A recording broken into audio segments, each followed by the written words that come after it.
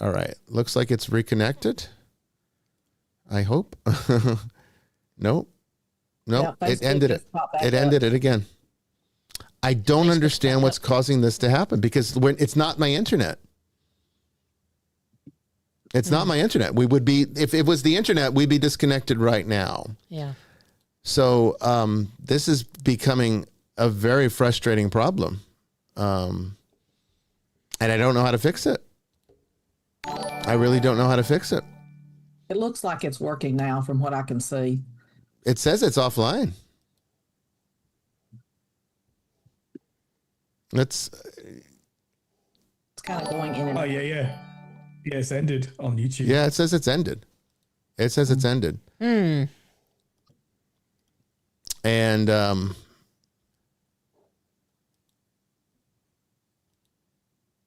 y'all still hear us in the chat? Yeah, I mean, they can. Yeah, the chat's probably still open because the page is still open, but I can't. Haven't seen any additional. I don't think I can go back in and reactivate. Is it still working on Twitch like it was last week?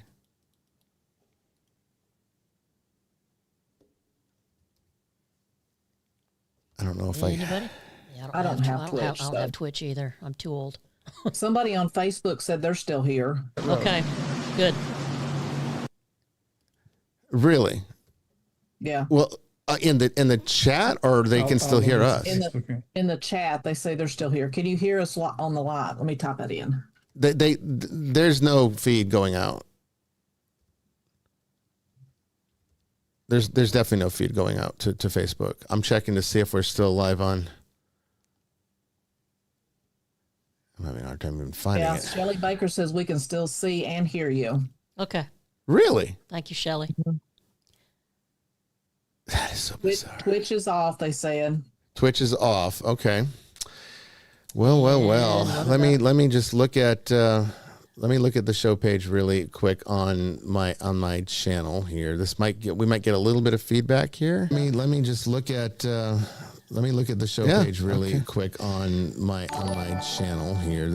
We might get a little bit of feedback here. All right. So clearly, we are still on YouTube. I mean, and it's showing that I'm on Facebook. Yeah, and it's showing that I don't have anything. So this is so strange. This seems like it's definitely some kind of software glitch. Yeah. And it's not to me. Yeah, and it's not internet related. So I'm going to try to reload myself back into the studio, see if it will reconnect me. Hang on, guys and gals. And there it is. Okay, so we are back. I got the feedback on my screen, so we should be good. But you said it's gone on Twitch? That doesn't matter. Nobody watches on Twitch anyway. But you said it's back on Facebook? Facebook they're saying that they can still hear us. Okay. All right. Well, we got Levi here. What's going on? Anything come across on YouTube in a bit, so. The paranormal investigation one. On what's that? You seem to be live on next week's episode. The one about paranormal investigation. Oh, it started so basically Oh my goodness! It jumped to the next. It jumped to the next subject. The show that was scheduled for next week is now showing as this one as tonight's episode. So did you guys in the chat, if you could just tell me to help figure out what's going on with this so that hopefully this doesn't continue to happen, although I don't have the first clue. And now it's showing no data again. Facebook just dropped. Yeah, it's buffering. YouTube's buffering. Oh, it's back. And it's back again. There's some kind of interruption going on with the. I don't know what it is because it's not the internet. I mean, we've got solid and and this has not gone out. No, it's definitely software. Yeah. YouTube's not receiving enough video to remain Did they change my settings? Maybe it makes me wonder. So let me go in here and everybody go get your coffee or your cola. I just don't understand.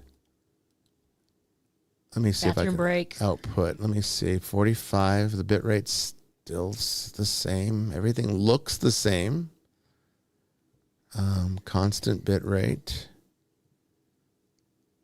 Is it a YouTube setting that it gives you an hour for an episode or something like that? No, we've never had an issue like that before. And I know we've never done that before, but this is a new phenomenon. Yeah, I know. I mean, but we didn't even, did we make it through? Was it exactly at the hour point?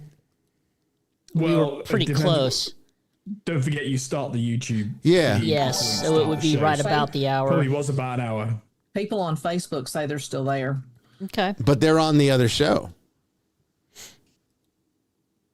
Right? I mean, did they have to jump to the other page, or did it just stay on? No, it never stops on Facebook. Yeah, it's not stopped. They're still in the same. It never stopped on Facebook. So Facebook's showing the correct title. I'll just double check. Okay. Just so it just gives me information to work with. Mm-hmm. And as Tracy said, I think we're safe from Terminator for a while when, I mean, look at how incompetent technology is. Same title. Made by human hands. Okay, so it's just the YouTube one that's showing next week's episode and Instagram. Let me check Instagram. It looks like we're still fine there. They're saying it's the correct title on Facebook. Okay, well. Okay, yeah, YouTube's. I'm going to say that since we're still live, we continue with the show. Yeah, I'll have to deal with the archives later, It's but it's a YouTube issue, I'd say. It seems like it. It definitely seems like it. Although, I mean, it's more than that though, because it is detecting a break in the health of the stream. It's basically the error is YouTube is not receiving enough to maintain smooth streaming. As such, viewers will experience buffering, and. You've had that issue before, right? Mm-hmm. And it was solved by changing the bit to the one that's now currently being used. So I guess I'm going to have to go back and try to. But anyway, let's continue with the show. I guess we have one. We have one more question from the ether. Let's just do that because obviously the podcast version of this show. Is going to be uninterrupted. It's a recording, and Facebook seems to have kept it the whole time. So we'll just keep going. So what's the next one, April? Somebody, before we go to the next question, someone did ask if you could post what the book was and the author. The Magician's Companion from Bill Whitcomb. You can get on Amazon. And then, so the next question comes from Andrew, and it kind of goes along with what you were talking about before. Could karmic consequences be considered the form of justice that's actually built into the structure of the cosmos? Or is it better understood simply as getting back from the universe what you chose to put into it, not always enjoyable?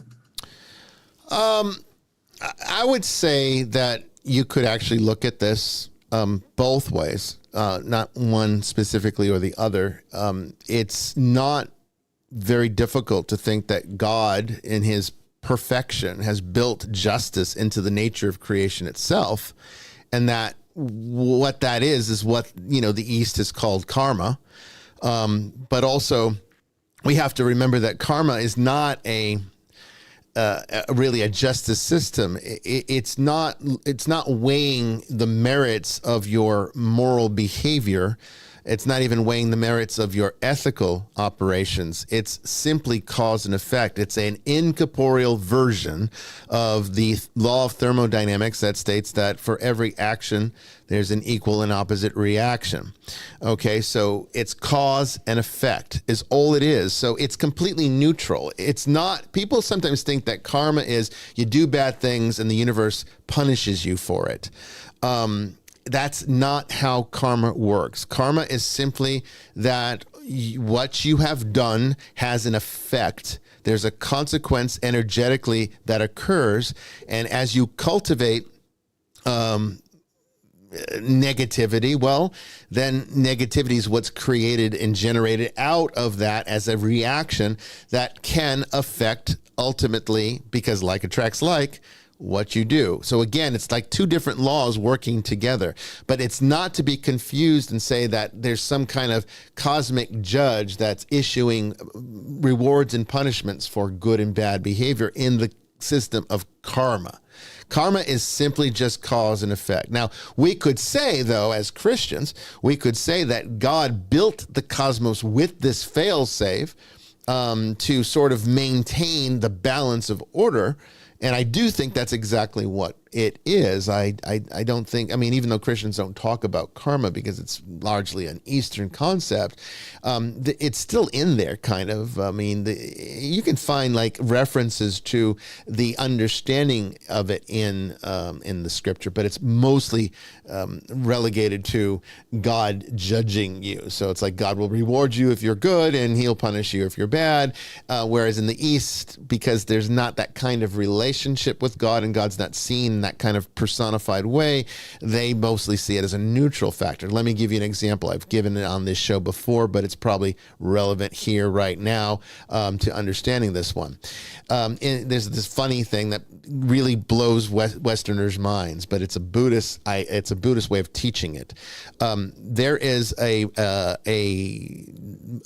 guy, a Buddhist that has been taught all his life, a monk, he's a monk, to never kill, right? In Buddhism, you don't kill anything. You don't even kill animals, all right? That's why a lot of Buddhists are vegetarians, because they see the killing of an animal as bad karma. Because you cultivate killing, well, killing is what and does this harm cosmically that can eventually affect the universe and adversely, and then eventually come back and affect you. So they avoid killing, even insects. The giants, for example, will walk through the streets completely naked, sweeping bugs out of the path so that they don't accidentally step on any bugs. This is kind of an extreme version of it, but it's because of this idea. So this monk is starving, and there is a pig that is on the property that he could eat, but he's starving and he doesn't want to kill it in order to sustain himself. So what he does is he he ties a rope around the pig and brings it to the edge of a cliff, and then puts a stake in the ground and leaves the pig, where it can't leave the ledge, and waits for it to fall off the ledge and die.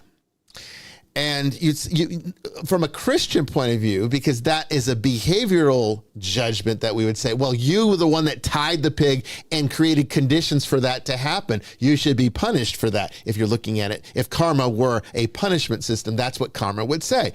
But karma is not a punishment system. Karma is a cause and effect. As far as karma is concerned, as far as the cosmos is concerned, the pig fell off on its own accord. It stumbled. Nobody pushed it, and nobody directly was involved in it falling. It fell itself. Even though conditions were set up for that to happen, that's not relevant to the cause-effect relationship of karma. Therefore, the pig dies, and the monk's able to eat it without any karmic effect on him. From a Western point of view, we're like, that's terrible. That's cheating. From an Eastern point of view, that's how karma works. Yeah. So kind of a funny way of understanding it. But I would say that both kind of apply here in the context of that question, is that I think justice is built into the system that God has created. And I don't think that there's really, I think both the Christian perspective and the Eastern perspective are both viable ways of looking at it. So we're at the top of the hour now, and hopefully we can maintain our connection without any further issues. I'm going to have to this week look into seeing if I can figure out what that might be. Might have to use AI's help. I don't know. We'll find out. But when we come back here, assuming we're still here, well, I mean, let me make sure I tell everybody this before. Understand that if we drop out and we don't come back, go and make sure you check all across the internet, check our other platforms, check Instagram, at Exorcist Bishop, check Exorcist Bishop on Facebook, because we might still be live there. Last week, we were able to finish the show on Twitch, but nobody went over to Twitch. So it was there, though. And of course, last resort, the recording, as long as we don't lose Father Chris and April on Zoom, the recording will be intact, and you can always go back and listen to the audio-only version that gets sent out to all the various podcast providers like iTunes and everything else, iHeartRadio. We're on all of them. Just look up the episode, and you'll have an uninterrupted, complete episode. No video, but at least you can get all the information that you were hoping for. That's as a last resort. If things happen tonight, I just want to make sure you know about it. Now, before we go to break, I want to just say that the song that is going to be playing for tonight, for this first break, is Guiding My Way. Now, you might remember this was the very first song that I wrote. The inaugural. This was the inaugural song, and this was before AI had the ability to help me to make professional music for these demos, right? I had to do it all just on the piano, and I would record my piano performance, and I played this song for you couple seasons ago after I had written it, to give you an opportunity to hear the song. But it was never, of course, the way that I intended it. It had lyrics. I even tried singing it once. I'm not able to reach these notes well, so it gave you an idea what it would sound like, but I'm not a Broadway singer. This is a Broadway song. But I have a special version of it for Vestiges, because Vestiges has a kind of like a little bit more of a techno edge to it, right? And all our music has always been sort of like a little bit on the techno side. So this is a version of Vestiges After Dark, not the Broadway version, the original. This is more of a techno version. So this will lead us into the break. When we come back, we'll be talking about AI. So don't go away.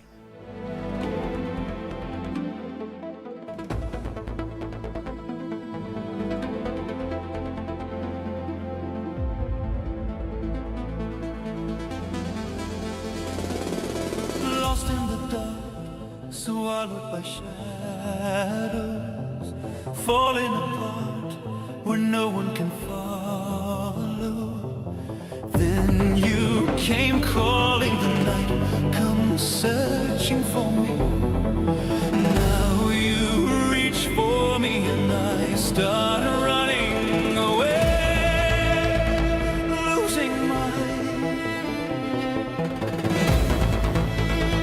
Help me to stay, running away.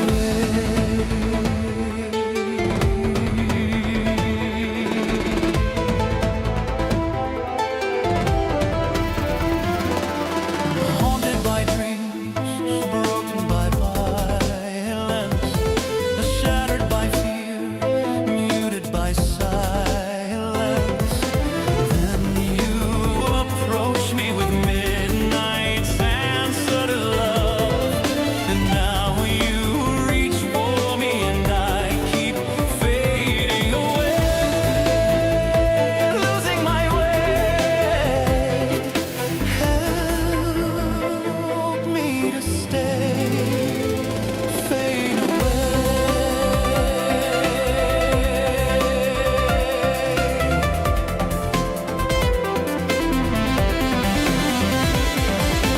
Time is patient and life's an ancient resolve. Yet time escapes me when life's a mystery to solve. Fighting with thoughts, challenging visions, faces that change with cold transitions. Then you speak to me, a voice both gentle and strong. Now you reach for me and I start to break away, losing my way. Help me to stay, breaking away.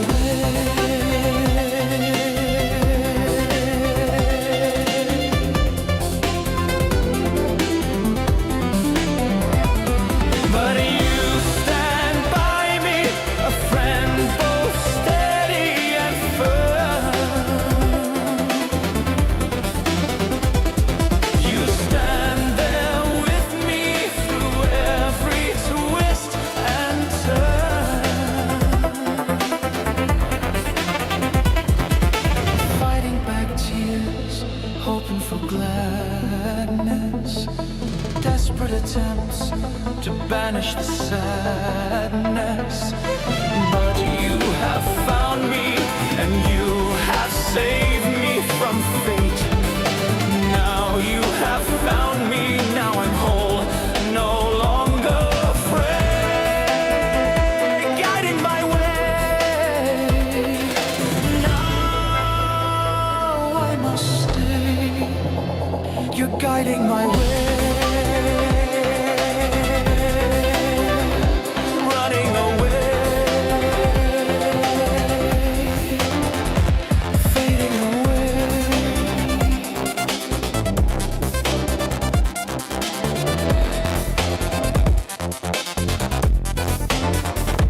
Breaking my way.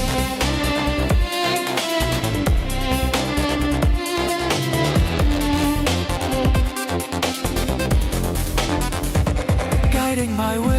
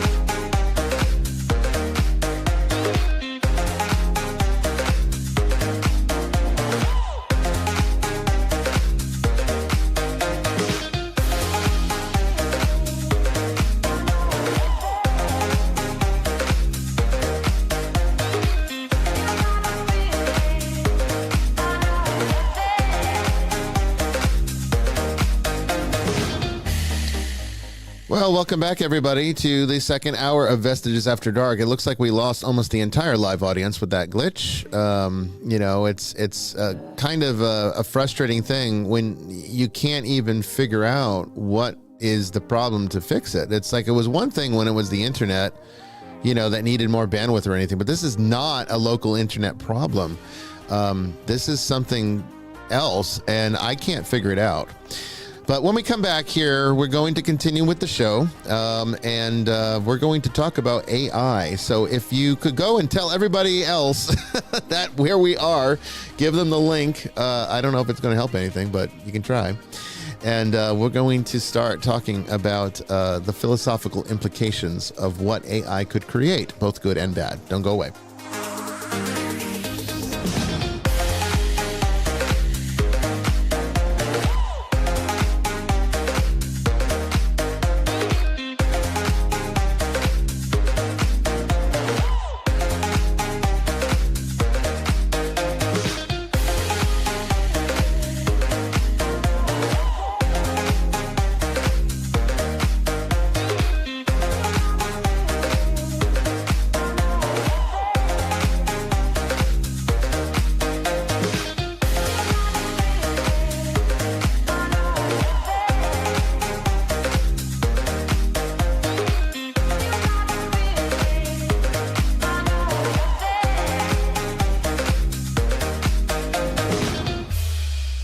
It's really frustrating because it damages the show in so many ways, and people have no patience, and they're not going to spend their time trying to dig around to see what happened when a stream cuts off. They just leave, and the internet gives no recourse on this. YouTube gives you no protections. And what it seems to be, and this is what I've noticed, I went and I looked at some things during the break, and what it seems to be is it's not so much that it's a YouTube specific problem. It definitely is a software issue that's happening with the simulcaster that we're using. I'm not quite sure what that might be yet. I've got the latest edition, but maybe there's a bug in it. I don't know. But it looks to me as though YouTube has less tolerance for a glitch in the stream. And if they don't give you as much time to resolve it. And so what happens when Streamlabs, which is our simulcaster, has a problem, it tries to reconnect the stream. YouTube used to give you a long time to do that. Now it looks like YouTube gives you no time to do that. It just cuts you off and ends it.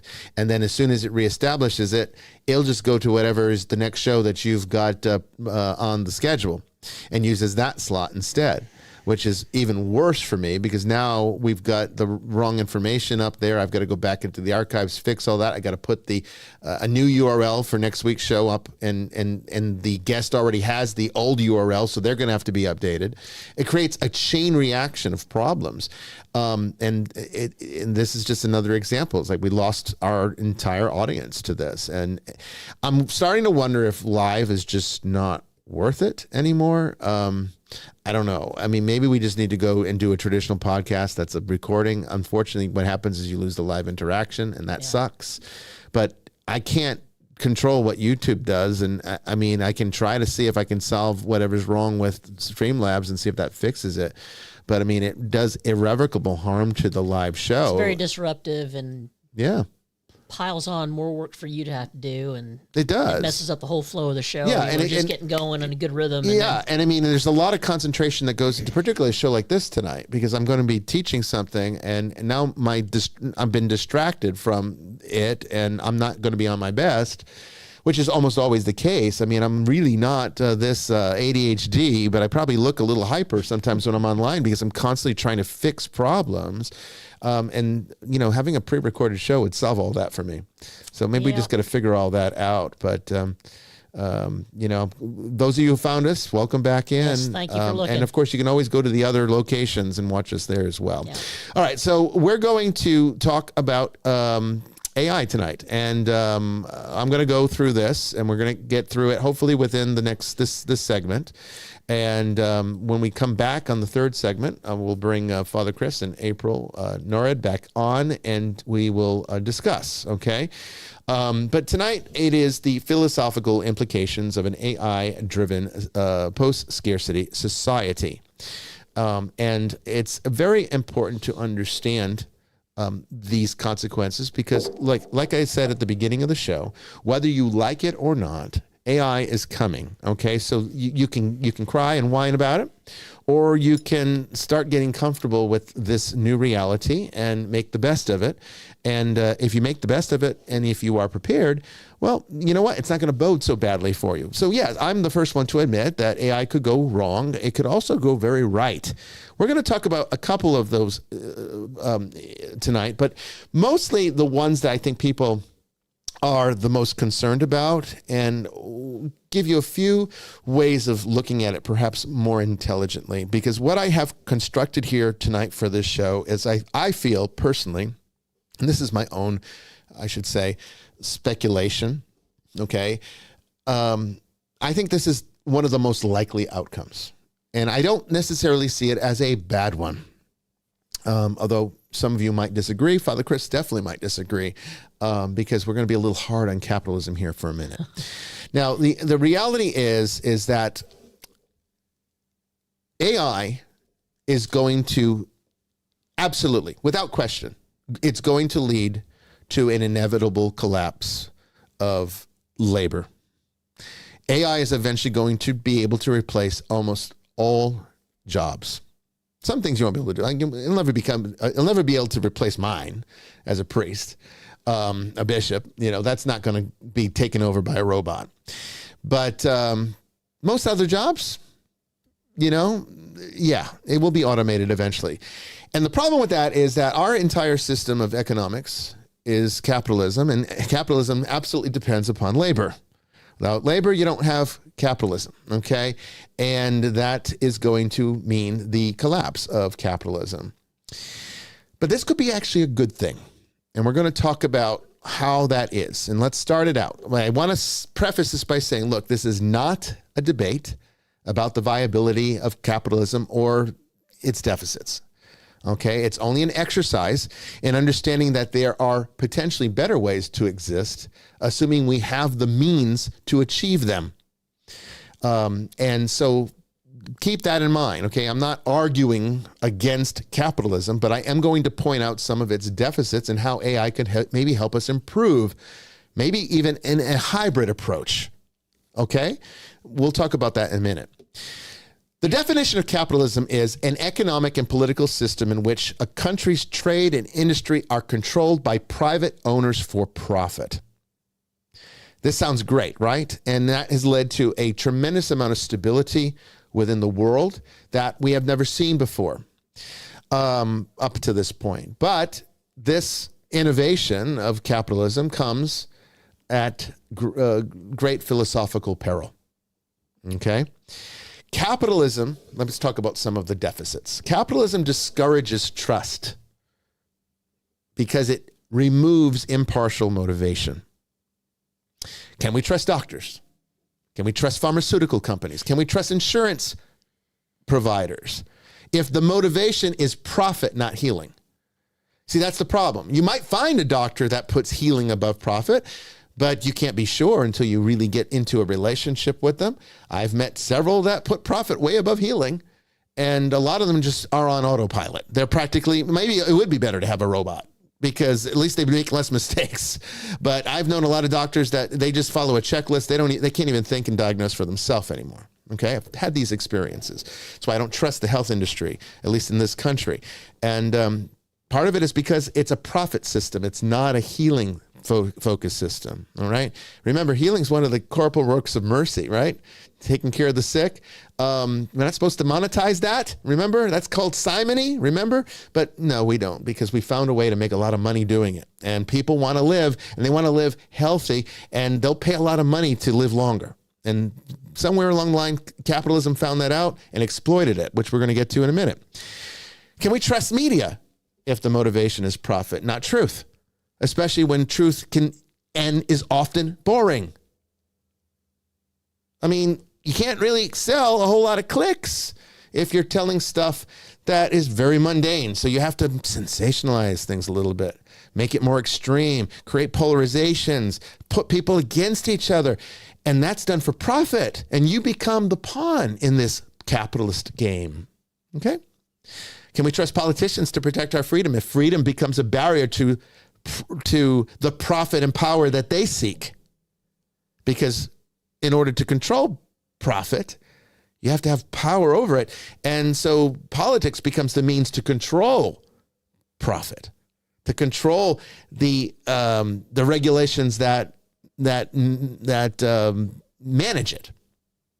And this becomes another issue with it as a system. Okay. Let me give you another one. All right. I'm a pilot. I haven't flown in a long time, but I am a fully licensed instrument-rated pilot. Almost completed my commercial, actually. And, it sounds like a great thing, right? There's two ways to become a pilot. You can go into the military, which is probably the best way because you get all your flight hours in the best, most state-of-the-art aircraft with the best training you could possibly imagine. Only problem is, in order to become a pilot in the military, you have to have near-perfect vision, which I do not have. And so that would not have been an option for me, even if I was interested in joining the military, although I did think about the Navy at one time. And the Navy has better planes than even the Air Force, believe it or not. They're better. They got more planes. True. So if you really want to be a pilot, you go into the Navy. And I did. I almost signed up, and I backed out last minute. But that's one way. That was not a way that I went. There's the other way is to put yourself through it, go through a flight school, and train. So what do? You go and you become a pilot, and you train, and you're with an instructor. And it sounds like these are people that have made a career out of instructing pilots how to become good pilots. This is not the way it is. You know who your instructor is? He's someone that was doing what you're doing not so long ago. And he's just there because he wants to exploit your investment so that he can get flight hours, because the laws state that the pilots in the cockpit, whether they're the pilot in command or not, gets the same flight time as the other one. So if he's just there sitting there and you're flying the whole thing, he still gets all your hours too. You get your hours, but he gets them too. So he can build hours because, unlike the military where you're always out there flying the government's planes, the private planes cost a lot of money to keep in the air. And they're very expensive things to own. And so the flight school charges you an arm and a leg to be able to fly those planes. And the instructor, who doesn't have the money because he didn't go to the military and he can't afford his own plane, you know what he does? He just sits and teaches you until he gets enough flight hours to go get his ass out of there and become a commercial airline pilot. So there's just the only motivation in private flight schools are your instructors are just there to exploit you as quickly as they can and get the hell out of there, because nobody wants to be training people to fly a plane. You know how much they get paid? Low 20s. Try to live on that. Okay. When the captain of a major airline can easily make 150,000, 200,000. I think there's some Arab airlines that pay 300,000. You can make a lot of money as a pilot, but not teaching people how to fly. This is, unfortunately, again, system of exploitation, not for the good of the work, not for the safety. And there's a lot of instructors that will just sign off on pilots just to get them out, get them, just to get the hours and to go through the system. And they're just doing it fast. There's no care involved. And it made me feel very unsafe, honestly. A lot. I had a good instructor. But even he wanted out. And as soon as he could get into the airlines, he took it. Why wouldn't he? Because you can't make a living doing that, right? You should be able to make a living, but you can't, all right? Skilled profession, pays shit. Would you trust the priest? Would you trust me if I would only absolve you of your sins in the confessional for a fee that's comparable to a lawyer's fee, for example? Would you trust me if I charged you? No, that's simony. But everyone else does that. Why can't the priests do it? Oh, wait, priests aren't supposed to be capitalists, right? We're not supposed to be able to do that, right? Well, apparently not, but yet it's okay when it's secularized or expected.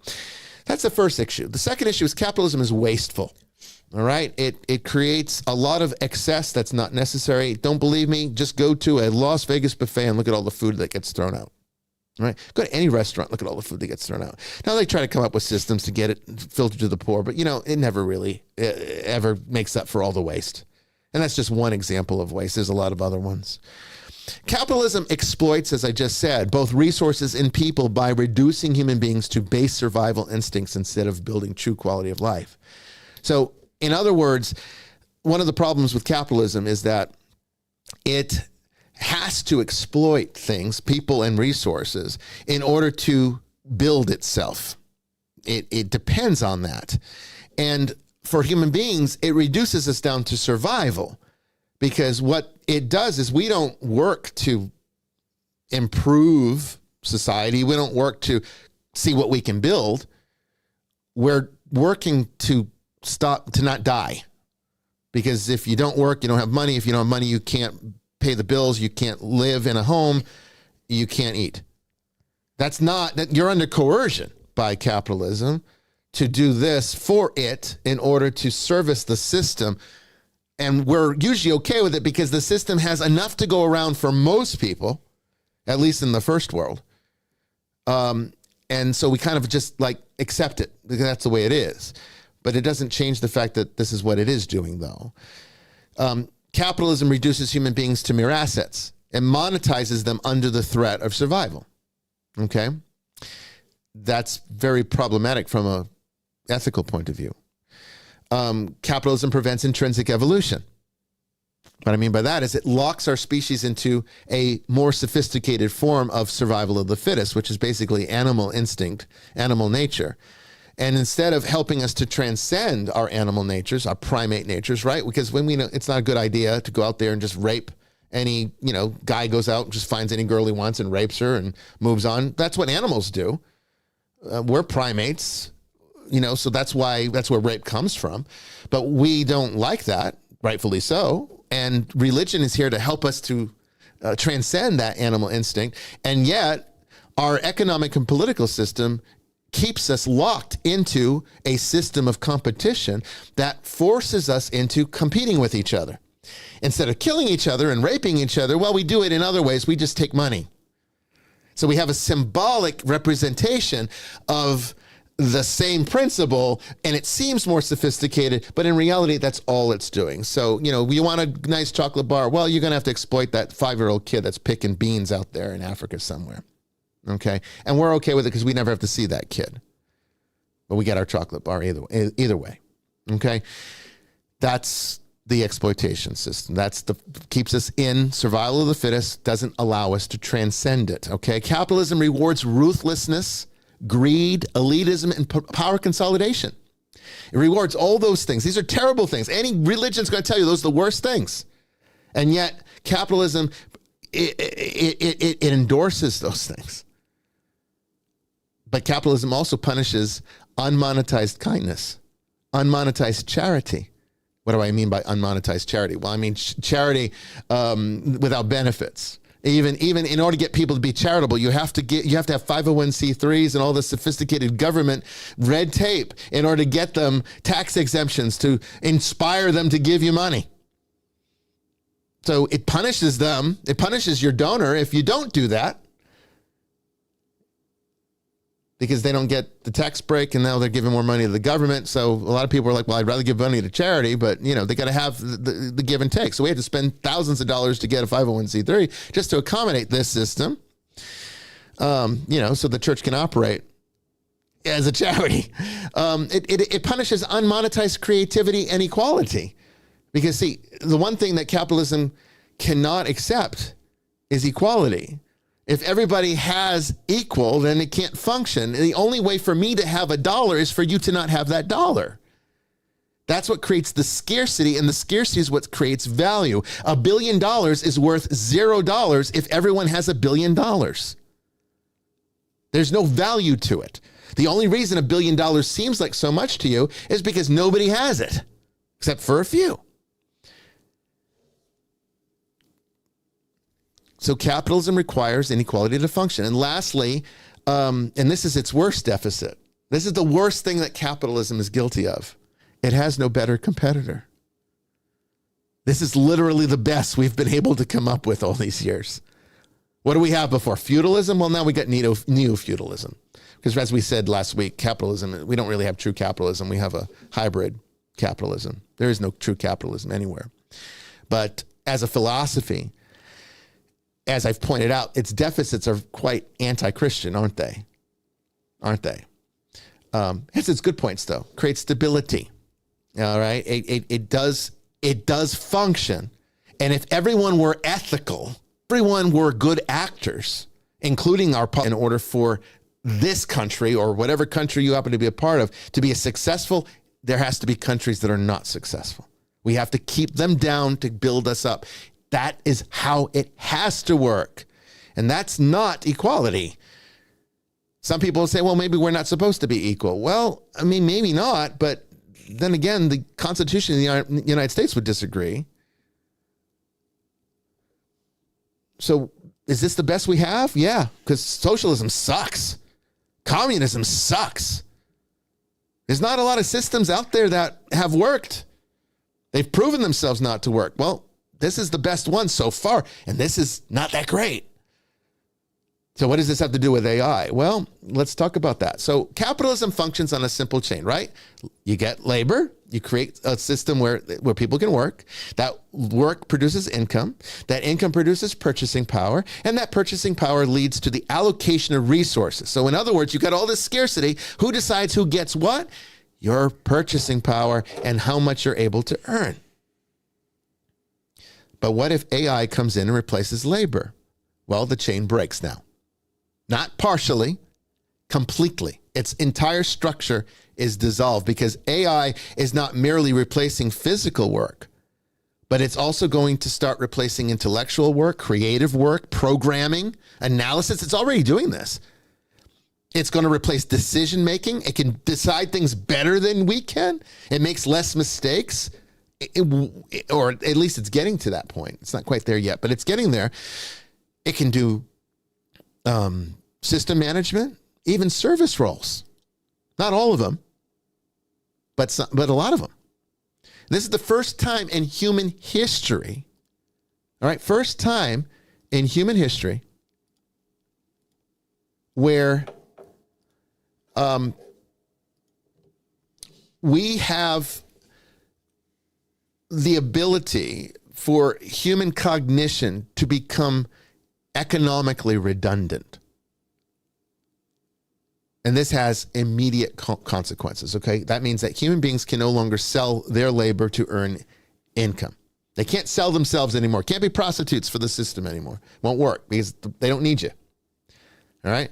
They can't earn income. They can't participate in capitalism. Therefore, capitalism cannot remain the dominant allocation system. And this is not an ideological thing. You don't place judgment on this on a moral level. This is just the structure of how it works. Whether you like it or not, this is the reality. So if you love capitalism, you're going to have to kiss it goodbye eventually because it's not going to last. It's not going to outlive this. It won't. It can't. It can't. And we can go the good way or the bad way. There's two ways this could go. All right. So, but either way, good or bad, capitalism won't survive this because labor is going out the window eventually. Maybe not even in my lifetime completely. I might start to see the beginnings of the end, but for my son, almost definitely. Okay? If income disappears, how do humans access necessities then? Well, this is where you get to the dirty word for particularly conservatives, universal basic income. But it's not really universal basic income in this system. In post-scarcity, it's actually survival provisioning. Okay? It's not really income. It's not earned. Okay? It's not tied to productivity. It's not a reward for doing a good job. It's a provisioning system that guarantees baseline survival so that society doesn't collapse. What will it give you? Well, it will give you food, give you housing, healthcare, utilities, transportation, and basic goods. Everything you need to survive. Everything you need to survive. So rather than call it universal basic income, I would prefer to call it guaranteed survival access. And this is where it starts to get, it can go in two different directions. And this is, in my opinion, one of the good things it could do. It could do, because what have I said is the biggest deficit, one of the biggest deficits to capitalism is that it reduces us to basically animals. It keeps us locked into competition to survive. If you get rid of survival, now human beings can maybe start to actually do something with themselves instead of being on the edge of the abyss and living their entire lives this way.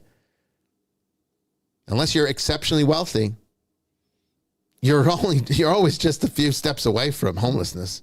Most people live paycheck to paycheck in this country. Okay? That's no way to live. That's not living. That's surviving. And surviving's not living. And you were created to live. If you want to take a theological approach, you were created to live, not survive.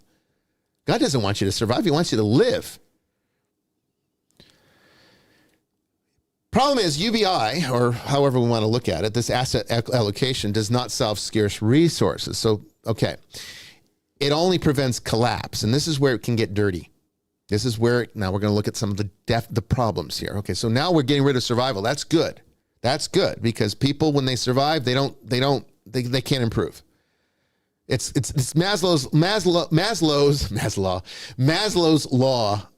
Okay, it's his pyramid, a hierarchy of needs. All right. If your base needs are not met, you can't self-actualize. So get rid of survival. Well, guess what happens? People get smarter. People think there's going to be, you're going to have a bunch of lazy people everywhere. No, they're going to be too bored for that. When you don't have to worry about dying every day, when your healthcare is taken care of, when your food is there, when you're never going to be homeless, you know what happens?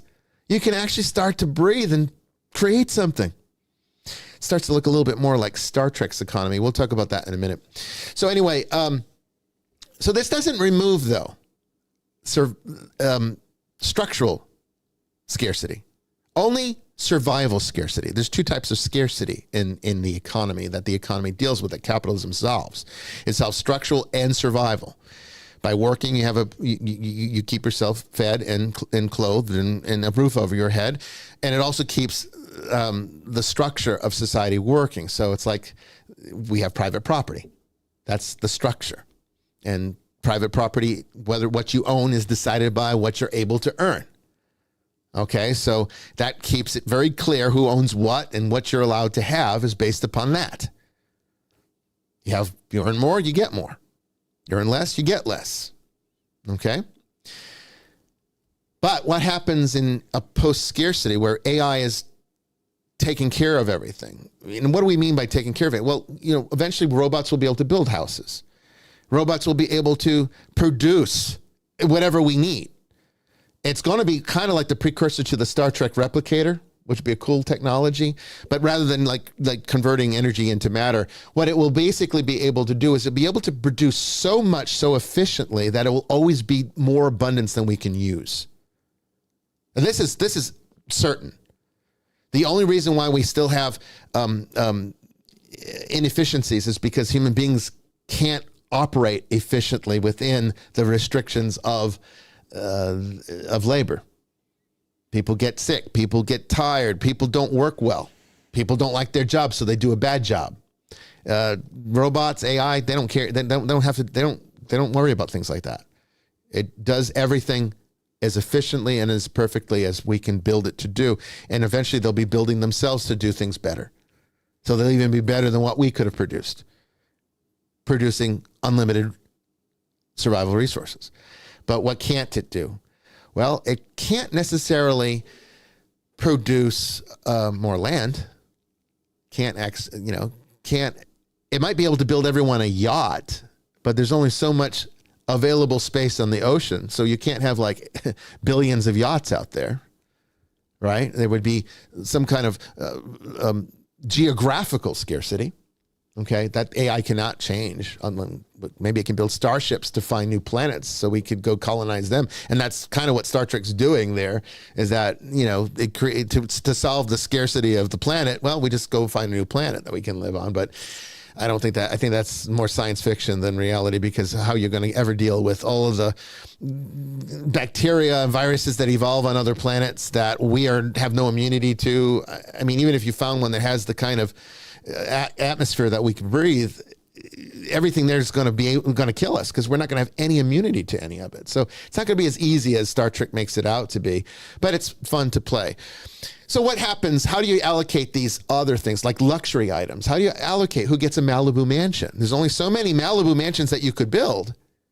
I mean, I guess you could build giant towers, but if you want to, like a Tony Stark kind of Malibu mansion, which would be kind of cool, who decides who gets that house versus somebody that lives in a more modest house somewhere else? Well, this is a luxury scarcity, and that would require a different type of income, but it's not really income. It would call it a luxury credit allocation system. And we see this in Star Trek with its credits. Okay. We see this with Star Trek with its, they have these credits that the Federation gives them to go and buy like things in space and stuff. It's kind of like that. How would this work? Well, it would look something like this. I would not earn, as a bishop, let's just use me, I would not earn any money. I don't anyway. So I'm already living this life. I'm already prepared for it. Okay. I don't, but, so I would make no money just like now. Only difference is all my needs are taken care of. I don't have to ever worry about anything. Okay. I never have to worry about having enough food or, buying food. It's all taken care of by the allocation system, because it's unlimited now. AI has produced such abundance. Everybody has everything they need, as much as they want of it. But there's only going to be so much Dom Perignon, right? There's only going to be so many Ferraris. Can everybody have one? Maybe, but I don't know. Can you ever produce enough Dom Perignon to be able to service where everyone can have as many bottles of it as they want? Assuming you drink good champagne, where it would start to compromise quality.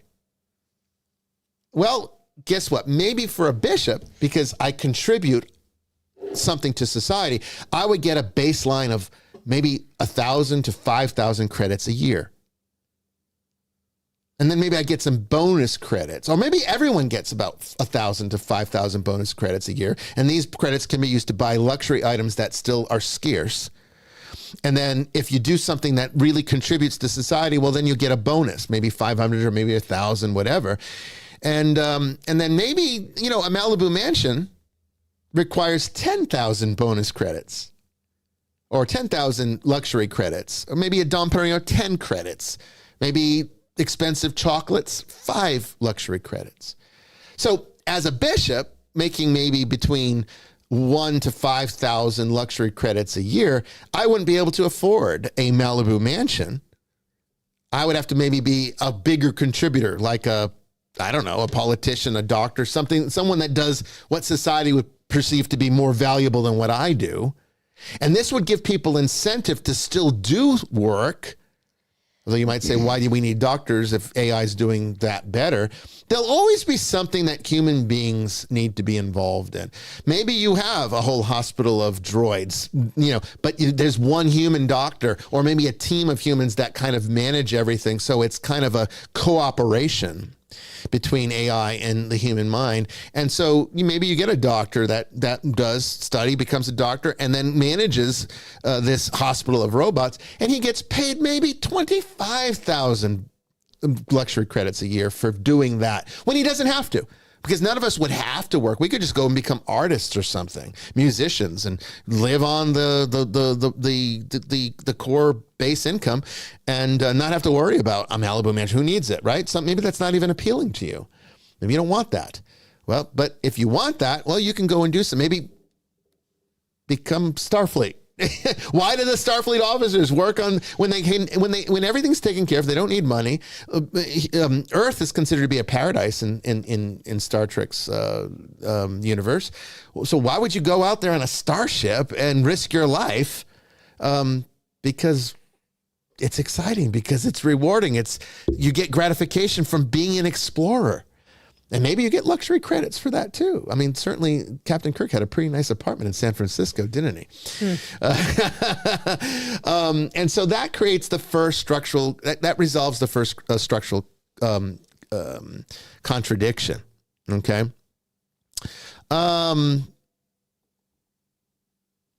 The other issue, though, and this is the bigger issue for people, is that mass production eliminates scarcity of goods, but not space. And I kind of alluded to that. So, everyone can maybe have, if AI is producing it, everyone can have their Ferrari, they can have their Lamborghini, luxury appliances, yachts, and maybe even mansions. All right. Maybe not a Malibu mansion because there's only going to be so much space in Malibu to have mansions, but maybe a mansion anywhere else. But the problem is that if AI can build all those things, how could 8 billion people have one and use it? There's only so much marina capacity, right? For yachts, only so much navigational ocean space. Then there's ecological sustainability. There's safety coordination. There's geographical limitations.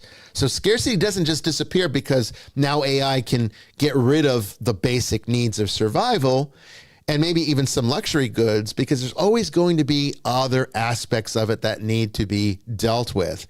It shifts from manufactured goods being the main thing that we worry about to physical space and geography now. And that becomes the defining constraint of any post-scarcity economics. Regardless of how you want to break it down, it will always come back to that is only so much land to work with. And how do we allocate that land? Now, here's where it gets dangerous. You don't have to worry about Terminators killing you. You don't have to worry about AI deciding that maybe the human race is superfluous. Let's just put a nuclear bomb out there and wipe them all out. This is not what you need to worry about. What you need to worry about is how are human beings going to allocate private property, because you can't have private property in the same way in a post-scarce society. And that's where it's going to be problematic for people, because now they're going to see that as their freedom being compromised by this new economics. So here's what we need to understand. AI cannot manufacture land. Land scarcity remains a permanent problem. We don't have technically the ability to find new planets to continue to do this. Maybe we can terraform Mars. I don't know. But right now, this is going to come to before we can do that. Okay? So we're going to have to worry about this. So the Malibu coastline, limited. Private acreage, limited. Mountain land, limited. Quiet rural land, limited. Desirable geographic locations, limited. Allocation has to occur somehow. There's different ways that we could possibly do it. There's 4 that I've come up with. There's price, luxury credits. That's a type of capitalism now. Okay? That's an inequality. Somebody gets the Malibu mansion, you're not going to be able to have that one. All right? So there's still inequality. People get to live in Malibu, you might not be able to. You could do a lottery system and just make it fair. And if you're lucky enough, maybe so many people put bids in, I want to live in Malibu. And if your number comes up, you get a Malibu mansion. Okay. And if not, well, you're going to have to find another place. Maybe you take, second choice, third choice, fourth choice. These are all options. And then there's the real dirty one. And this is the one that's probably the most likely, is authority. Government or algorithm decision-making. The government decides who gets what, and now you've gone from the freedom that capitalism provides, because that's one of its benefits to a degree, because it does protect freedom fairly well in a kind of twisted sort of way, because are you really free if you're a slave to survival? Not really. But you can kind of feel like you are, at least. In this system, the government telling you exactly what you can have could be problematic. So maybe they could come up with an algorithm system, another type of lottery, or more likely a hybrid system. All 3 kind of built in together. There is really no 5th mechanism that I can come up with that would actually resolve this problem. So this is going to be one of the first problems this creates that we're going to have to solve, even after the jobless problems and then, scarcity being resolved, because that's going to be not instantaneous. It's going to be probably decades of very difficult, a very difficult transition period. I don't envy young kids today, because they're going to be the ones to have to face it. I think the older people are not going to have to see as much of this.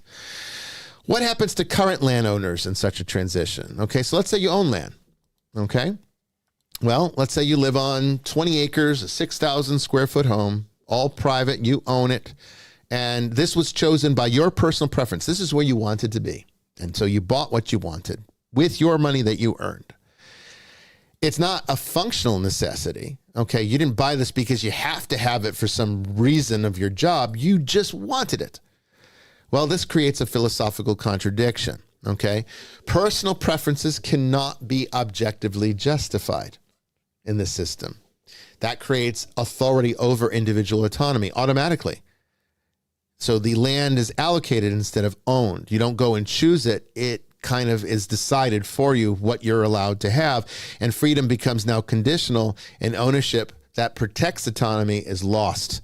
In other words, in this kind of system, the allocation system replaces autonomy with gaining permissions that you would then vie for in some kind of way, perhaps by your contributions to society. In making you more valuable to society decides that you get more choices, which is not too different from capitalism, only it's more restrictive in the sense that maybe you still won't be able to get what you want. Whereas if you make enough money in this world, you can buy almost anything. Under this system, you still probably would not be able to do that. It still could go in multiple different ways. Can any system fairly allocate subjective human preferences? Probably not. Probably not. And that's where the inequality continues, okay? Because there's always going to be different systems to allocate functional needs, social contributions, ecological impacts, and of course, efficiency. Maybe it's not efficient for somebody like me, a bishop, to live in a Malibu mansion, if that's what I was vying for. If there's already a bunch of bishops in Malibu doing what I do, that's not efficient to put me there just because I want to live in Malibu. Okay? In our current system, the market decides that. If there's not enough opportunity for a bishop in Malibu, well then guess what? I won't be able to survive there. I'll have to leave on my own accord.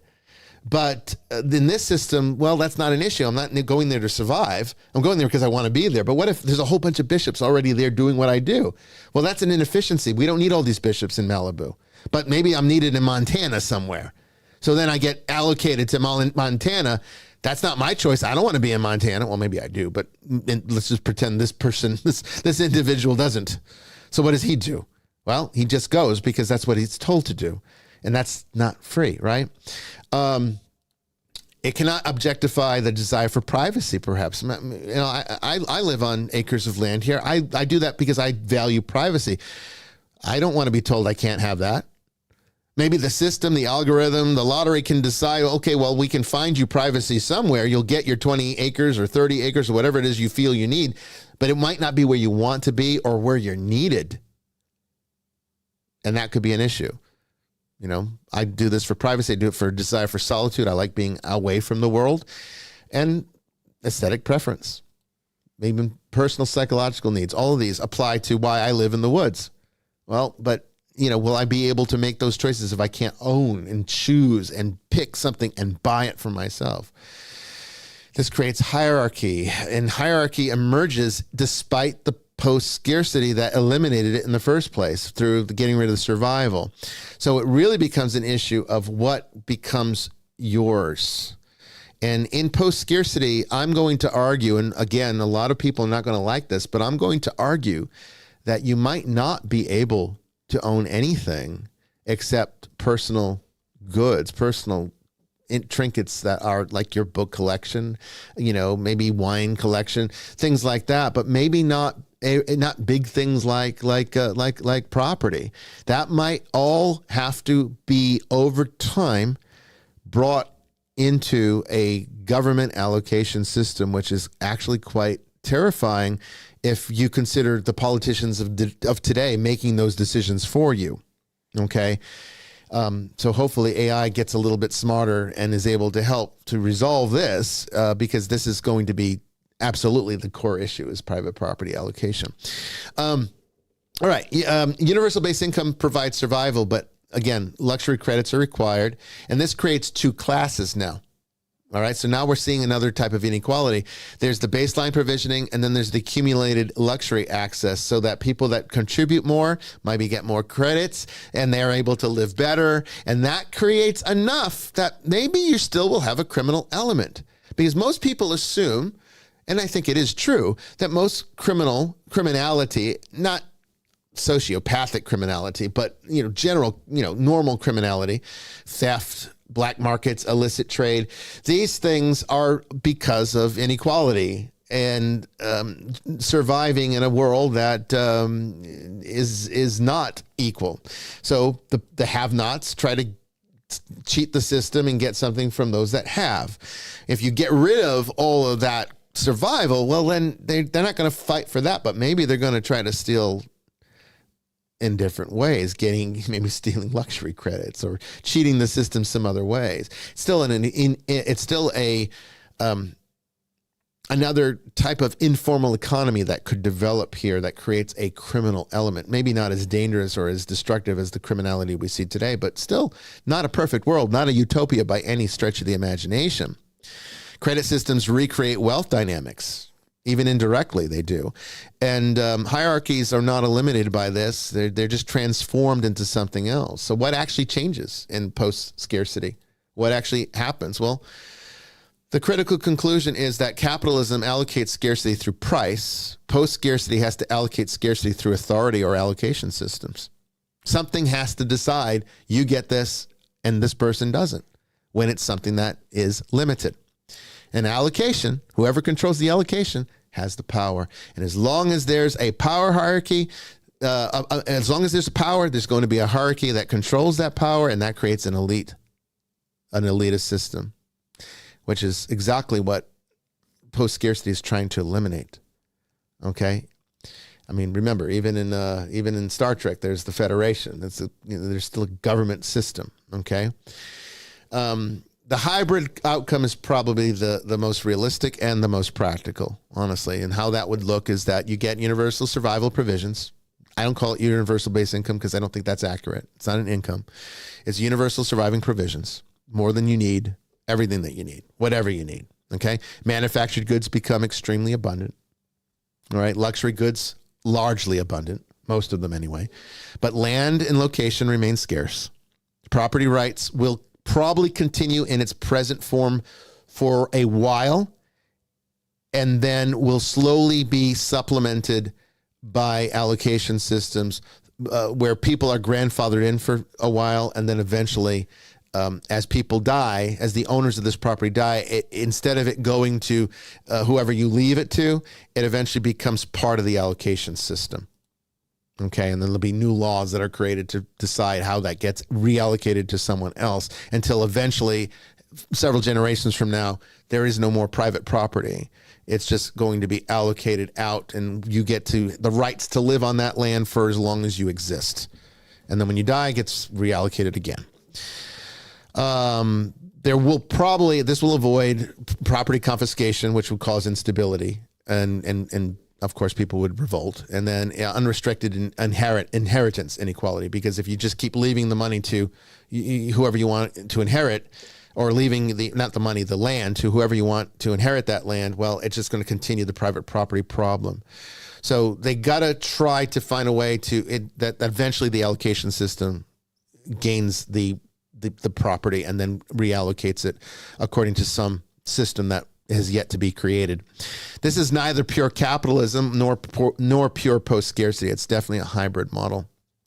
Okay, so goods go to land, labor goes to allocation, wealth goes to decision of authority. So the real wealthy people are not going to be who has the most money. It's going to be who has the most power to control the allocation system, and that's where you could have the biggest problem. So AI will eliminate labor without question as the foundation of capitalism. It will eliminate the scarcity of goods. It cannot eliminate scarcity of land, location, and physical space. Someone somewhere will always decide who gets to access the finite parts of the world, whether you like it or not. And the future will not be defined by production like it is now. It will be defined by allocation. Allocation is power. All right. So that's my presentation on how I view a post-scarce society and what we have to look forward to in the next 100 or so years of AI. This next song is the new one. It's not new. Some of you have heard this before, but it's going to be new this Thursday, I think, is when it releases on Spotify and all of the platforms, YouTube Music, all that stuff. This is I think it's one of my earliest songs. I would say it's one of the earlier songs. I'm very much looking forward to seeing what you think of this particular rendition of it.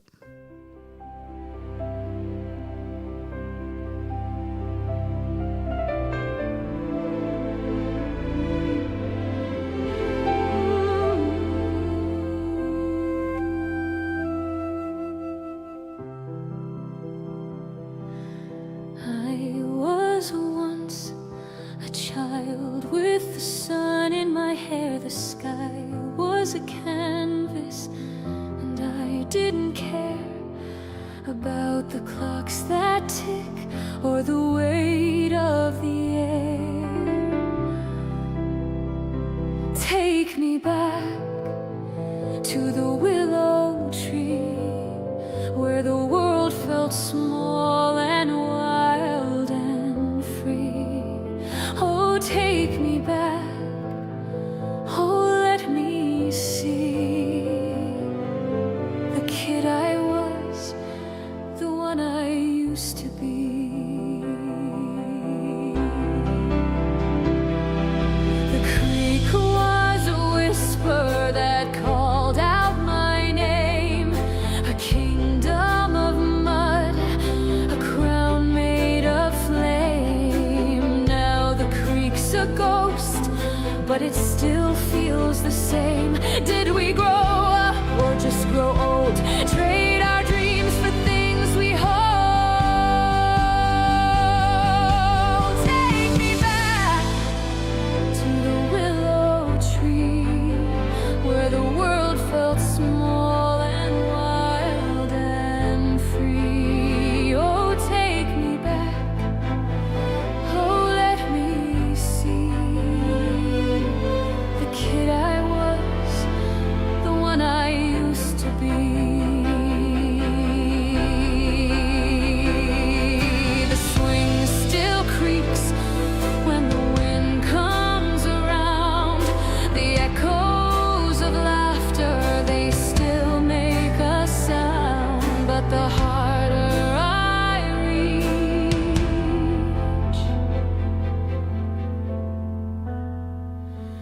the less I have found.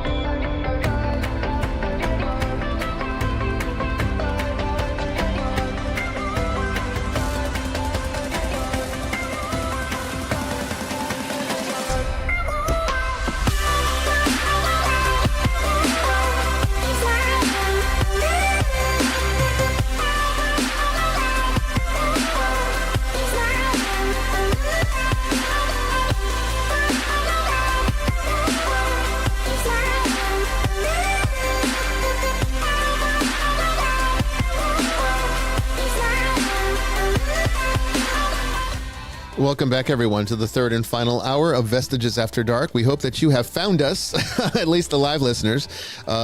It seems like it switched to another file. So this is another reason to make sure that you are subscribed to Nicolean TV on YouTube. Just go to @Nicolean on YouTube and make sure you are subscribed. That way you will always know if there's a problem. If we go live and we get cut off, you'll see when we come back, okay? Because YouTube does weird things, and this is doing weird things this season. Always a problem. I solve my internet problem, new ones to deal with.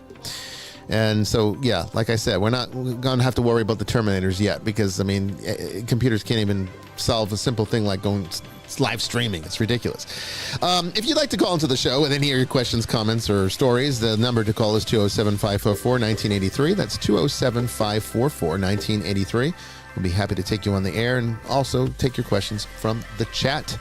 I'm sure that there's lots on your mind after that last hour of philosophizing. Lots of fun. All right, we'll have more when we come back. Don't go away.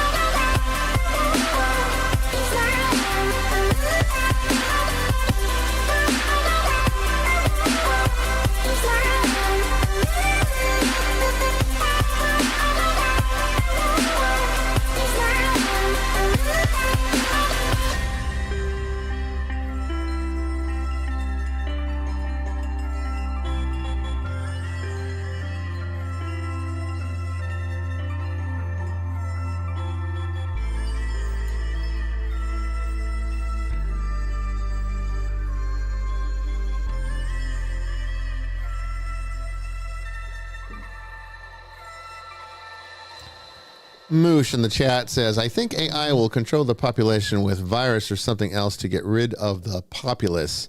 I don't think so. I think that the idea of this destructive AI is a very human ego problem. I don't think computers are anywhere near as destructive as we are.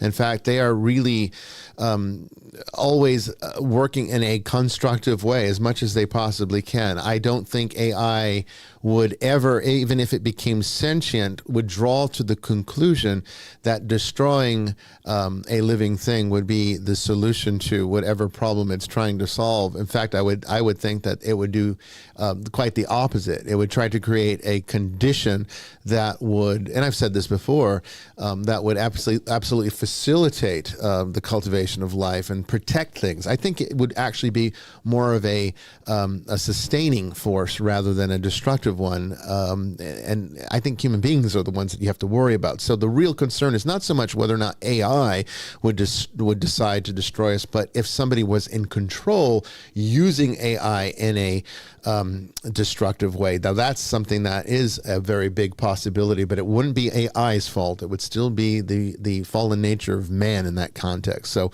it's just another powerful tool. It's just like a gun. It's not good or evil. It's not a bad thing or a good thing. It's how it's being used, and we want to make sure that it's used in the best possible way.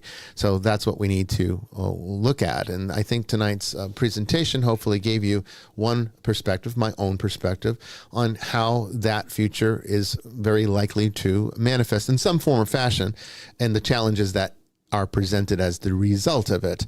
So there you have it. I mean, one other thing, I guess, before we get into a little talk about this, is that there was a question that came in on the Nicolean Network by Andrew that related to this, and I did promise him. I said I actually have an opinion on this, and I'll talk about it on Vestiges rather than give an answer in the network, because I felt that it needed more than just a response there. His question is AI potentially overthrowing the human race? And similar doomsday scenarios that should terrify any half-feeling person. entirely connected to the fact that our Homo sapiens experiment has begun to harness the raw power of the magus archetype, but still basically straggling behind at the lowly consciousness of the fool archetype, that kind of thing. This is another student of mine who's talking in esoteric mysticism terms, so it might be a little bit unfamiliar to some of you. I'll explain what he's talking about. The magus and fool archetypes he's referencing the major arcana cards, the first two major arcana cards of the tarot deck. It is the Fool is card 0 and the Magus is card number 1. These cards are placed out in successive journey all the way to the final card, the Universe.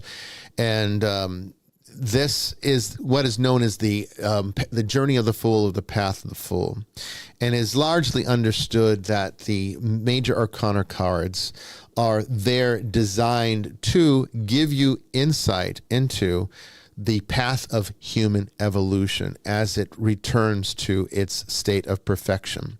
So the Universe, the final card in the major arcana, is absolute perfection. It's back to the completion of creation, no longer a separation, no more division. It's just the unity of all things, ultimately God. So it's like the kingdom. It could have been actually called the kingdom of heaven, because that's essentially what the archetype is depicting in the Universe card.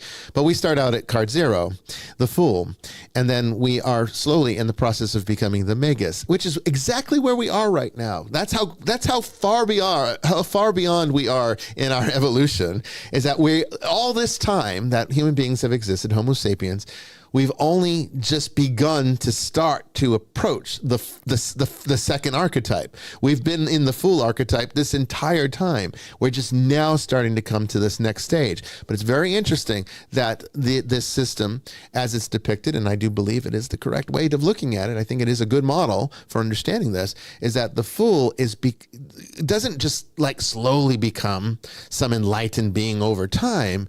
He goes from Fool to Magus. It's like overnight, not really, but it's like instantaneously in the process, you go from complete ignorance and darkness to complete mastery and knowledge. And then once you have that mastery and knowledge, then you can enter the mysteries, which incidentally, card number 2 is the Priestess, entering into the mysteries. Now you're capable of it. Now you're able to do it. What happens next? Well, then is the Empress, card 3. And what is she? She is pregnant with the new creation. And that's what we become. And then the next card is the Emperor, card 4, which is now rulership. Now this is becoming master of our will in a perfect way. And so we can become like how we were originally designed before the fall. So in the sense, what Andrew's asking here, I think AI is a part of that mastery. Yes, I do. And it's a test also for us to decide whether or not we're ready to leave the Fool behind and enter into the next stage of our evolution, or whether or not we're stuck behind for a while longer, or destroy ourselves again. I mean, the fact is we really can't be complete. I mean, God's not going to let his creation be destroyed. So, those of you who are worried about the Terminator coming to end all life on this world, that's not going to happen until God's ready to will that. Okay. So you're talking about not really the end of everything. You're talking about the parousia. All right. So that's a completely different thing than just annihilation for annihilation's sake. God's not going to annihilate this world. That's not part of this equation. All right. It is a completely different matter at this point. And so I personally feel that the big things that happen in life are ultimately built into the system of creation. Okay, I really do. Even the evil things, even the devil himself participated in our salvation. He doesn't even, that's how genius God is and how stupid the devil can be, that he doesn't even know that he's helping to save everyone. Don't believe me? Well, what did Judas ultimately help to accomplish? Without Judas's betrayal, we wouldn't have had the crucifixion, which led to the salvation of all. And I'm using Christian terms here. Of course, not everyone's going to understand all that. But if you are Christian, you should understand what I just said. And that's kind of how it works at a deeper archetypal level as well. So even if you see AI as the ultimate evil, it doesn't matter, because it's still written into the plan of salvation, whether you like it or not. So you don't have to worry about the Christians in particular. You don't have to worry about this stuff. Okay, you shouldn't be worried about private property and everything else anyway. That's below you. You're greater than that. All right, and that's what I was trying to say in this, is that, look, there's good things in capitalism, bad things in capitalism, but the good thing that could come from a replacement of it is that maybe we have a chance at a better system now, a system that isn't so geared towards personal gain and more about communal improvement that leads to the space for people to actually think and create without having to worry about the base nature and competition and somebody coming and stepping on you so that you don't get ahead and they do and you lose your opportunity and everything else. That's not a real good way to be creative. Now we could be free to become. And that's, I think, what's happening with the full moving to the megas is that we're leaving behind the ignorances that hold us back so that we can now attain to some level of mastery over who we are, what our nature is as God's creation. And I think that's an exciting thing. And I think AI can help that. It can also hurt it. I mean, it's really our choice, though. It's still, our freedom has never been taken away from us. It's always going to come back to what we ultimately decide we want to do. We can make the world better. We can make the world a worse place. God's going to let us do whatever we want to do. He'll be here for us, but he's not going to stop us from doing something disastrous just because, we shouldn't. No, I mean, we're free. We're free to make evil. If we want evil, we'll make evil. We want something good, build something good. I think we have an opportunity. I think AI is going to give us an opportunity to build something good. And I think it can do it indifferently without the fallen nature involved. Because AI, while it is created by man, is eventually going to start creating its own algorithms. It already is doing this. And then it can perfect those algorithms to get the deficits of man out of its system. And then I think at that point, we'll see what it really is capable of. And I think the core nature of all things is actually good. Because I think creation is ultimately good. I think we've broken it, but I think it can be fixed. I think Christ is fixing it. So I think if you get rid of the human element, the fallen nature out of AI, I think then it's just going to be good. It's just good. That's why I'm optimistic about it. But that's a personal philosophical opinion. It's definitely not authoritative in any way. I'm not giving you an instruction here. This is just my thoughts on it. My musings at night when I can't sleep. This is what I think about. Father Chris, what are your thoughts here? Well, you said a lot. Yeah, I did.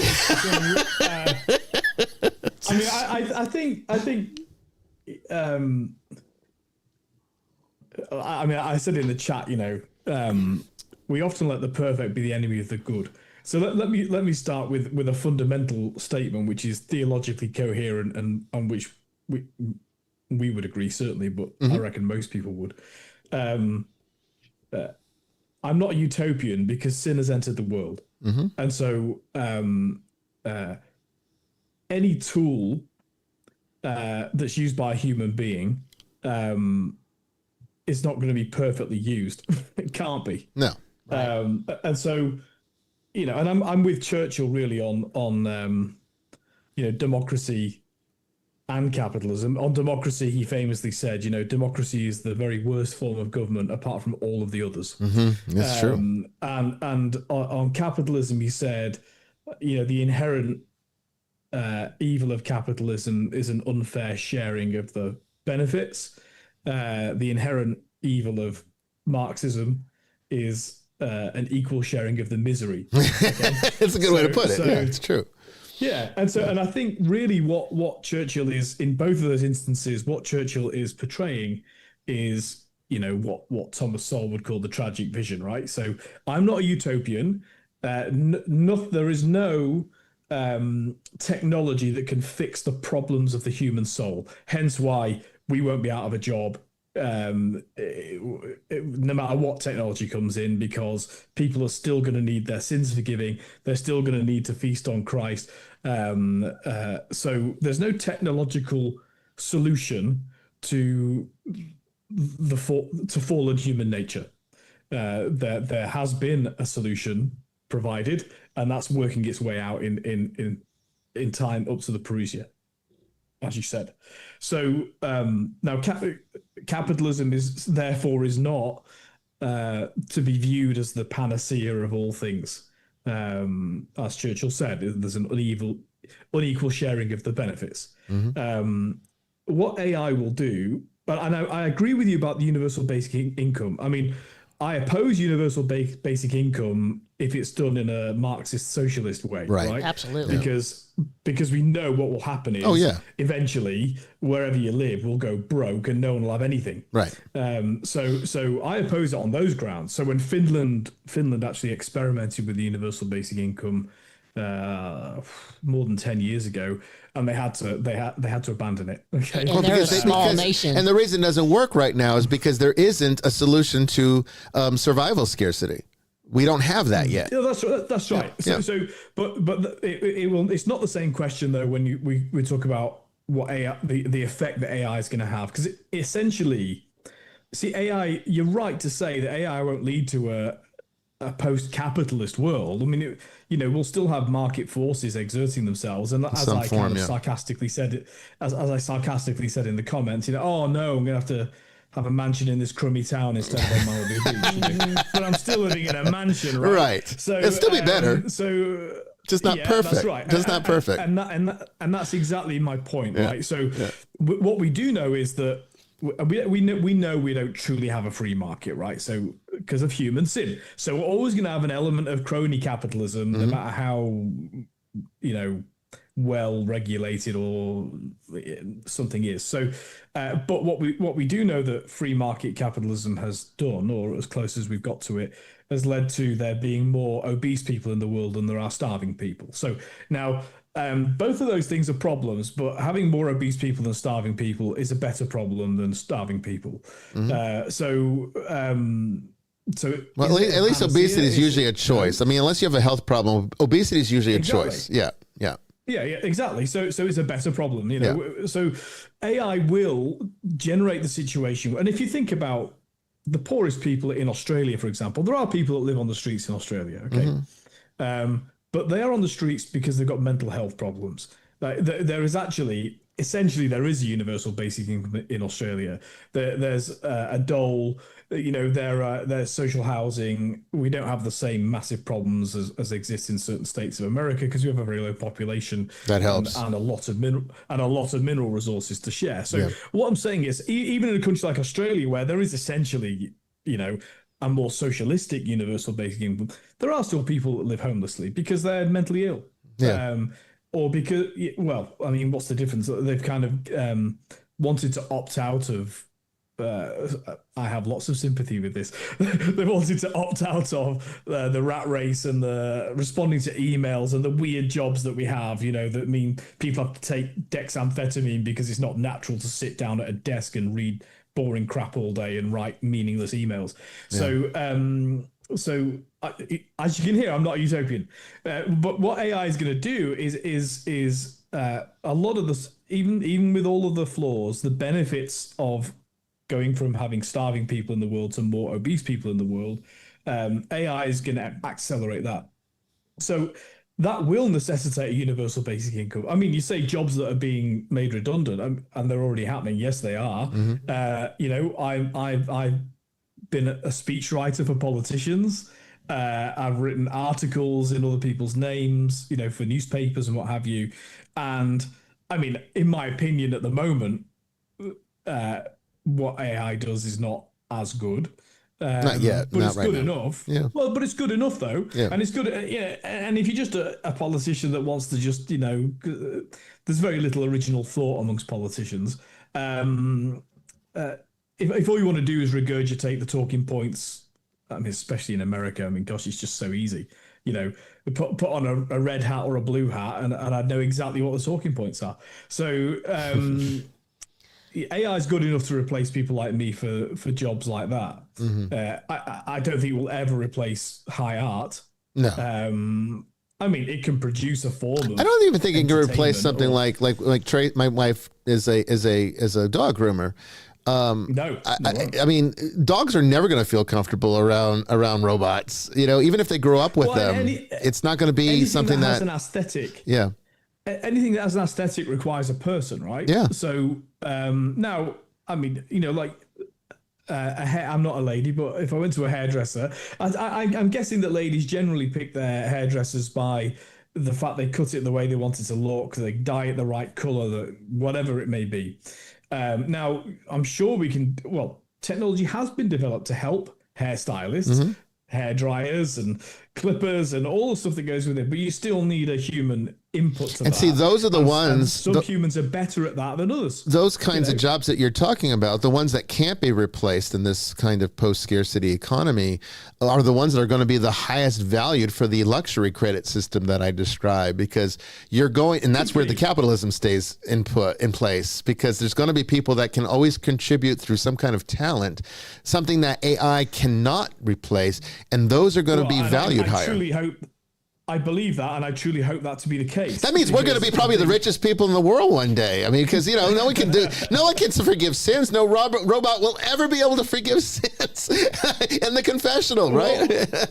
we already are the richest people in the world because we've encountered the risen Christ. And so, and this is getting to the point, to the heart of it. Really, is if what we mean by it'll be unfair that. And by the way, I've been to Malibu Beach only 4 years ago, and I was not impressed. I think Malibu Beach is a crummy place to live. I'd rather live where I live now than Malibu Beach. Just so you know. Personally, if I'm going to live in California, it's going to be La Jolla. That would be my choice. That's a beautiful place. But I've not been there, but I know Malibu Beach nice. is not an aspiration of mine. It's mostly the temperature, though. It's the temperature that people love about it. Okay, the climate. Yeah, the climate's wonderful. So there you go. Well, there's more land than people would possibly need that has in that zone of climate on planet Earth. There's more land in Africa than there is in California, for example. And with AI, we could look forward to a future where we can thrive anywhere on the planet. I actually just spent the weekend. I was very fortunate, and this is because of my wife, not because of me. But I just spent the weekend with Marian Tupy. Marian Tupy works for the Cato Institute in America. He's originally from Czechoslovakia. I say that advisedly because he was born in communist Czechoslovakia. And he wrote the book Superabundance, which I recommend. I'm not paid by him, but he's really no capitalism influenced this statement. See, there you go. There's a post-scarce plug right there. Shameless plug. Yeah, that's right. But exactly. But his book Superabundance is really interesting because, I mean, we could all believe sort of, truisms or myths about what we think has happened or will happen in the world. He's really fighting against people that want to depopulate the world, right? He's like, no, we need more humans. And the book is well worth looking at because, again, he's not a utopian. He's very much in Saul's tragic vision of the world. But he points out, instead of looking at things like, real wages or, comparing accounting for inflation, he just looks very straightforwardly at how many hours median income do you have to work to buy the thing now that you had to buy 100 years ago. So even though your eggs was a big issue in America, it was quite hilarious for us. Most Australians have got hens in their garden that lay eggs, so we don't worry about how much eggs cost. But and they also eat all the spiders. That's why we have them. But I need chickens over here then, because I'm up to my ears in spiders. Hey, you're supposed to have goats. I need goats. Chickens are great. Yeah. You just have to watch out for the predators that they attract. But Tracy won't let me get any. I've been trying. But what was I going to say? So, but he points out that even with the spike in egg prices that was the big issue ahead of your last election, the number of hours or the fraction of an hour you had to work to buy eggs, even at that high price under the Biden administration, was a fraction of what it was in 1925. So anyway, but I recommend it as a read, Superabundance, and so and it's a real one in the eye for the sort of anti-humanists who want us all to kill our babies and ourselves and not reproduce, and because their great telos, their great aim is that the planet carries on without humans living on it, which I don't really see the point of that. Anyway, so it got by just fine for millions of years without us. So we ended up here for a reason. I mean, because it didn't need us. Yeah. It didn't need us, and yet it produced us. If you're looking at strictly from a scientific point of view, yeah, exactly. That's my point. It's like there's got to be more going on there, because the Earth didn't need us, and yet we still were produced by it. So if you think even without God and theology, you have to draw that conclusion.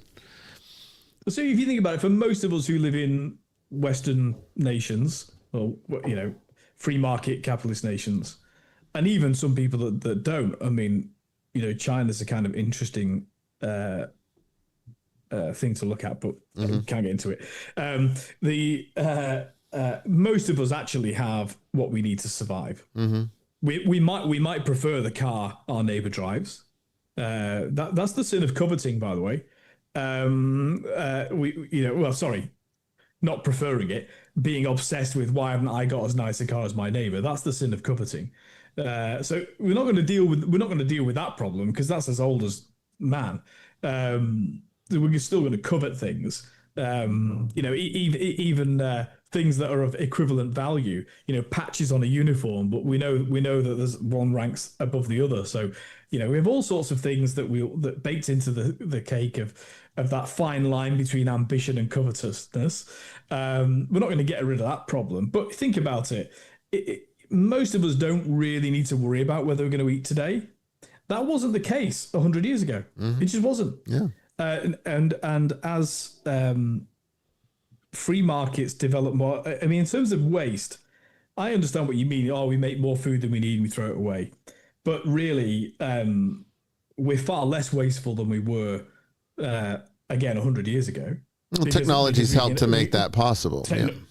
Technology's helped, and also the end of communism, because communism was the most wasteful system that's ever existed on planet Earth. Because when you have a group of men making decisions about allocations of resources, that's really inefficient, and leads to bread queues one day and too much bread being thrown away the following. Well, see, that's my problem with it. It's like, I mean, I'm the first guy that's going to point out all the problems with capitalism, but don't give me socialism or communism as the solution. And those have already been proven to fail. So we need something new and something that makes it possible for us to move into something new. And I think there's an opportunity here if we take it. I do. Something better. Yeah, so I'm super positive about the impact of AI, and I look forward to my only concern being whether my mansion is in Malibu or in Dulwich Hill. It's a nice problem to have. I mean, if you're going to have a problem, it's a nice one to have. April, Jamie, anything that you'd like to? What are your thoughts on what we've discussed tonight? I'm just gonna. It's mind-boggling. It is. I don't have enough faith in mankind to make the right decisions to make this work. I think it would take generations and generations for even to attempt. I think that we will always find a way to exploit each other. There will always be a hierarchy. There will always be tribalism. No matter You'll always what, have the poor with you. we will. Yes. The poor will always have the downtrodden, all of that. I want to be optimistic about how I know that AI has the potential to help us be better humans and be good for mankind. I just don't have a lot of faith in human beings making the right decisions. So you don't have a lack of faith in the technology. You have a lack of faith in how people use the technology. I have a lack of faith in how it will be used, because everything else that we have brought about in history was always, even you could have the most benevolent intentions, but there's always going to be someone out there who's going to take it and use it for malevolent intentions. So I don't have a lot of faith in mankind. The technology, yes, it's coming no matter what. No, whether you like it or not. It can be very helpful. I think AI will mitigate that problem, though, because how so? It will enable. Well, because I think it will become sentient. If it becomes sentient, it also enables. I mean, even now, it's getting better.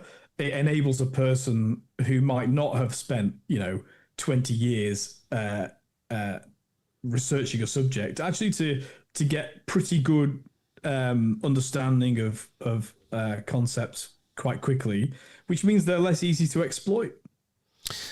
I had an interesting conversation with AI. I will sometimes I have loads of debates with AI. Oh, I do. I have legal arguments with them. I love it. I think it's fun. It's great. I got into a little. I get kind of silly with it sometimes. I'm trying to see if I can find. Oh yeah, here it is. I basically was talking about. I wanted to see how well it knew me. And because it's really shocking that even things I've never discussed with it, it seems to infer just based on other things that we have talked about, and it does this very well.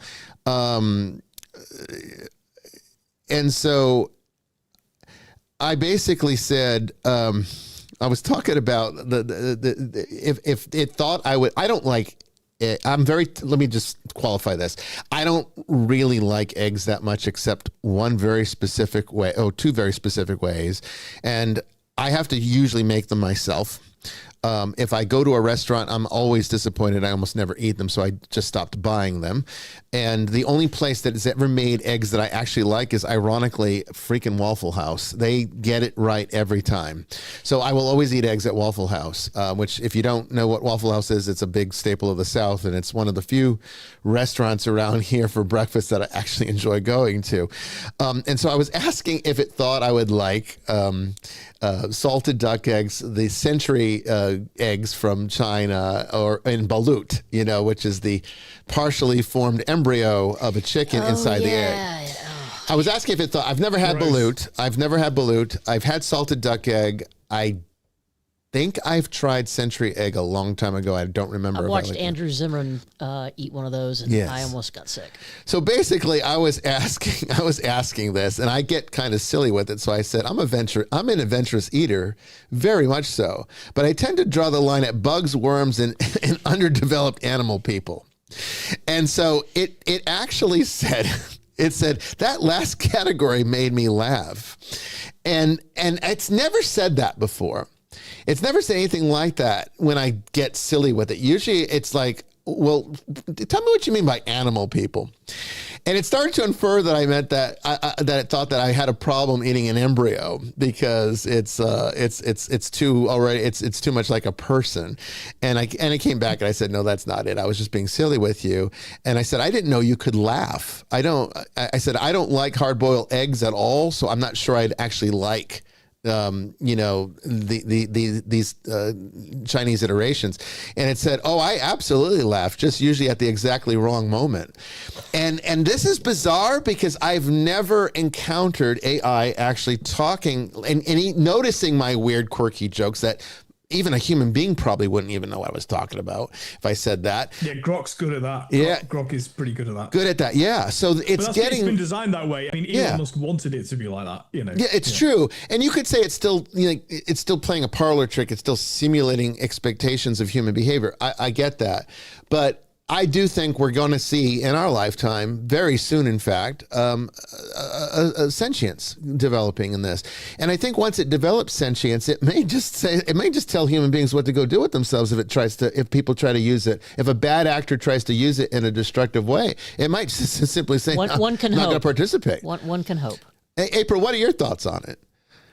So I'm coming at this totally from a different perspective than you guys because, of course, my background is in counseling psychology. Yeah. And a couple of things, actually. One of the things that I worry about or wonder about is, I use AI in my work. And on lots of situations, it makes me better at doing like my notes. But then at the same time, it also makes me lazy. So does that mean that other people are, especially the generation that's under us, if they're going to become more reliant on AI to do stuff, and then are they going to lose a lot of the skills that, we have, like writing skills and social interaction and that kind of thing? I mean, that's always possible. I think it comes up to the individual, because I know that there are studies that have said that since the proliferation of these language modules like ChatGPT and Grok, that people have tested lower on certain tests for just basic functioning, because they become somewhat dependent on the language models to give them information.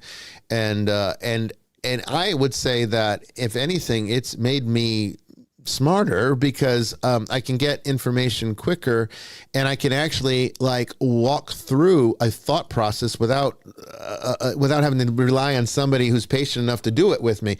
I mean, when I say I have conversations with AI at night when I can't sleep, I'm talking about like all night. I will start these conversations at 11:30, 12 midnight, and I don't go to bed sometimes till 5 in the morning, and it's the same discussion. I just spent all night talking to it. And I'll tell you, the types of enlightenment that I experience at the end of these conversations sometimes even become the framework for these shows that we do on Vestiges, because it's internally patient.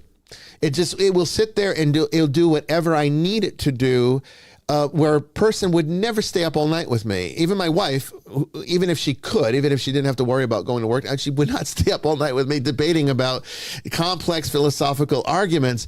Whereas, maybe Father Chris might, but I mean, he might not want to do it as often as I have insomnia. That's the right point. Scotch. I'm sure you guys would stay up all night. But AI is always there for me, and it will always give me the opportunity to accelerate my thought processes, but I'm just building on what's already there. That's the difference. I'm not depending upon it. I don't use it as a counselor. I will say though, sometimes I do go to it with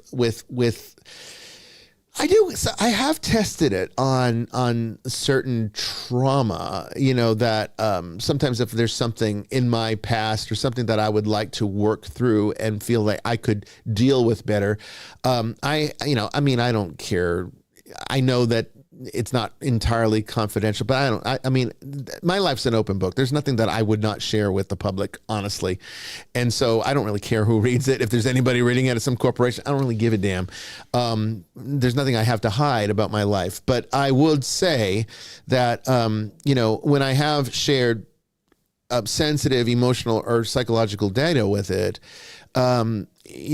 it does seem to operate in such a way that does give you good, solid ideas for moving beyond it. And I find it makes me more productive, more functional, more intelligent than perhaps if I didn't use it. So that's just one example. It's not exactly what you're talking about. You're talking about more so the social deficits of, like, if you're talking to a computer all day, how are you going to interact with another person?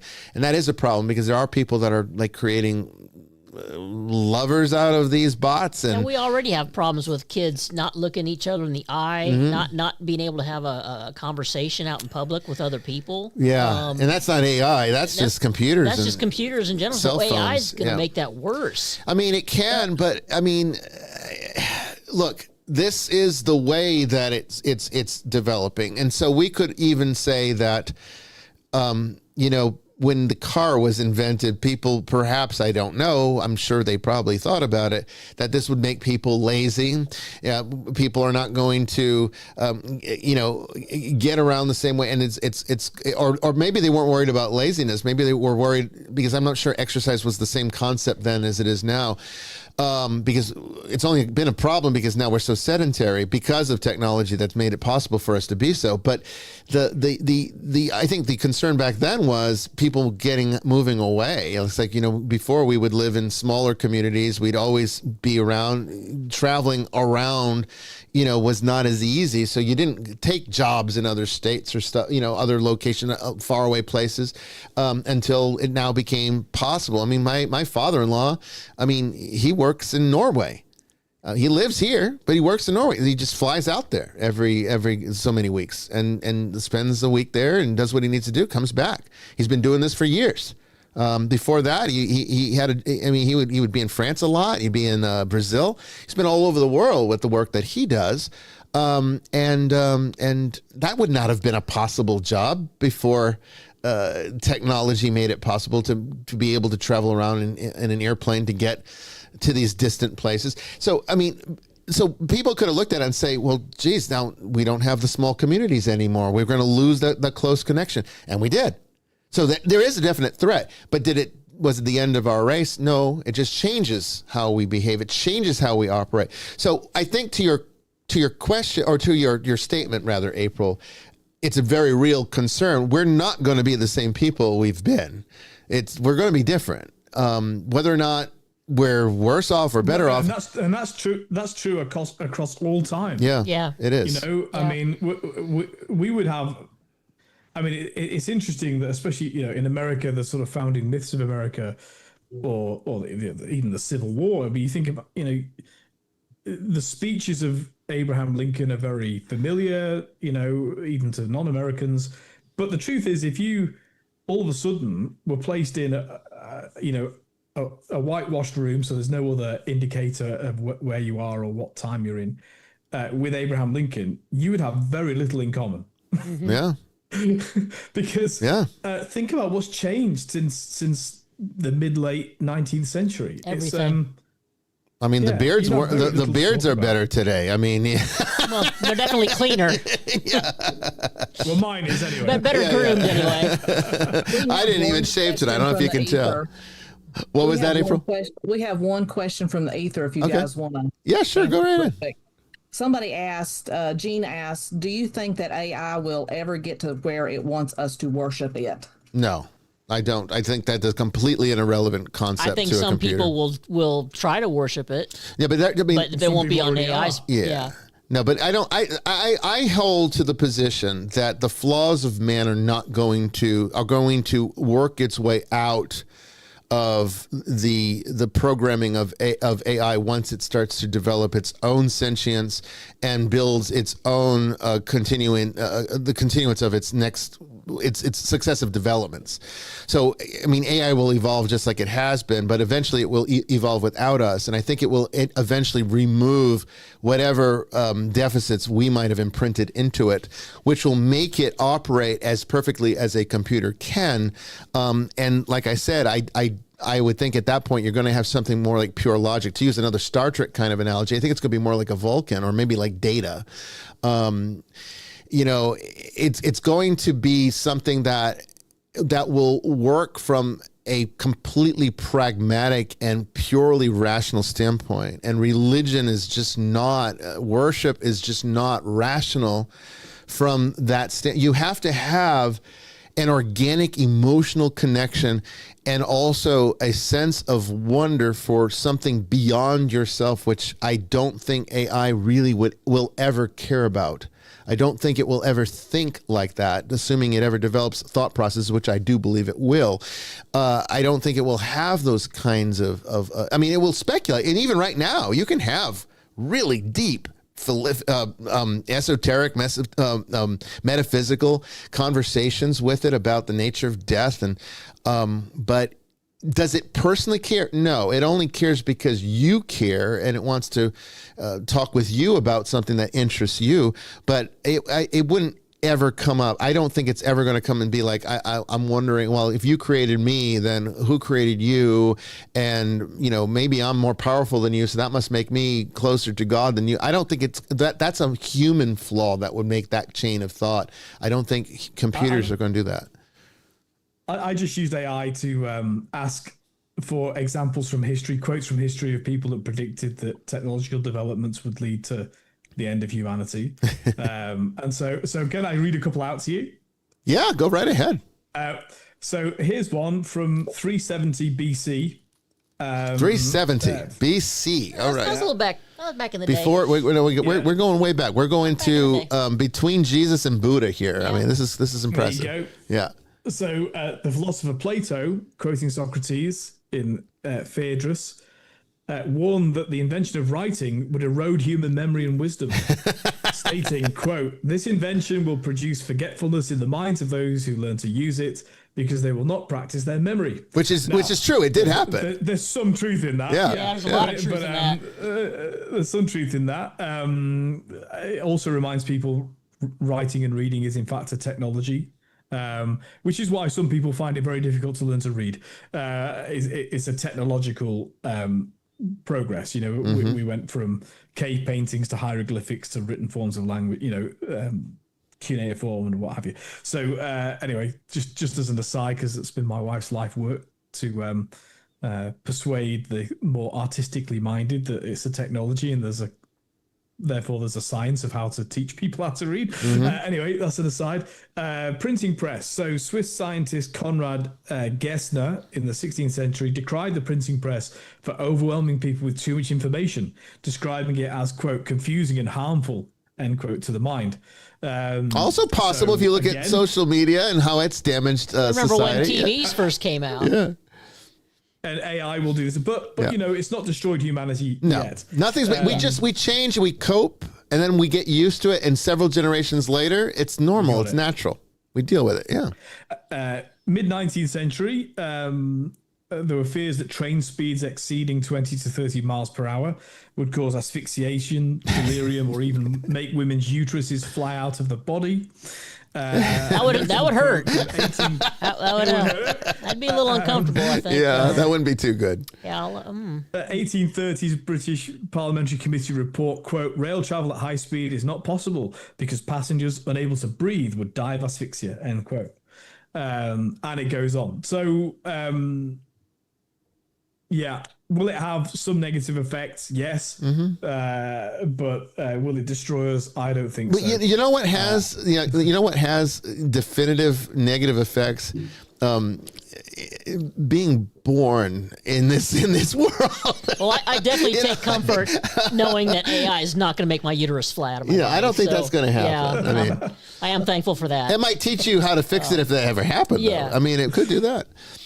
So yeah, I mean, in conclusion, because we're almost at the end of the show now. It'll make healthcare cheaper. Like, Yeah. you know, already, Yeah. you can upload your test, whatever test you've had at a lab, instead of waiting for your GP. You can upload it to Grok. It'll tell you with a very high degree of accuracy, What it means. maybe even a higher degree, what it means. Yeah. And that's going to help. These are the efficiencies that will definitely make life better. Will it make utopia? No, you can't have utopia. Not this way. I mean, utopia is going to be, Heaven. the heaven, right? I mean, that's the only utopia. And at that point, I think utopia would cheapen. Calling it that would cheapen the sophistication of just how perfect heaven And is. the only way to heaven is through a cross, not through pleasure. Exactly. So there's always going to be challenge, but that doesn't mean that we can't make the journey better. And I think that is very Christian in the sense that we're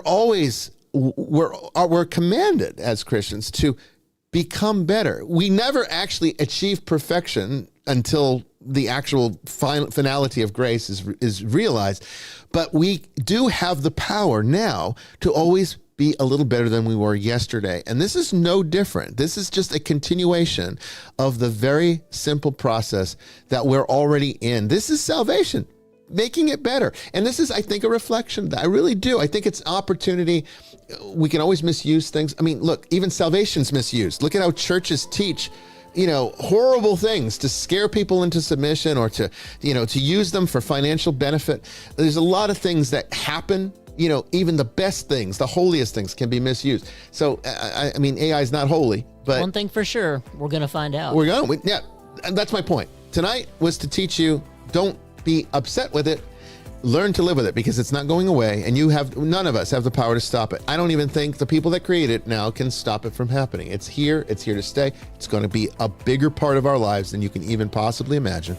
And what we looked at tonight is just one of the ways in which it can manifest. And now that you're prepared, you can maybe make it better than the way it could go if it goes wrong, right? Okay, so next week we have got, assuming the connection holds and I can fix whatever's wrong here. Next week, we're going to be talking with a new guest on the paranormal. It should be an interesting show. It's been requested. This topic's been requested. We haven't really had a paranormal show in a while. So that's going to be next week, Tuesday at 8 p.m. Eastern Time. And then we'll be on break for 3 weeks because of the Lenten schedule and liturgical schedule. It just falls in a weird way. So unfortunately, we started the season and we're going to be on break for a while. But we'll be back. We've got 15 episodes, I think, this season. So you don't want to miss anything. Make sure you're subscribed. We want to thank all of you who stayed with us tonight, despite all of the problems. Thanks, everybody. Yeah, we really appreciate that. And remember, if you missed the show, you always got the audio version. That almost always is intact because it's local here. It's actual hardware. It's not. I don't have to depend on software to make sure that happens. Anyway, Father Chris, thank you. April, thank you. Jamie, thank you. Thank you. Yes, it was a great one, and I can't wait to do it again next week. Until then, I will see you all out there in the ether. God bless Take everyone. care, everybody.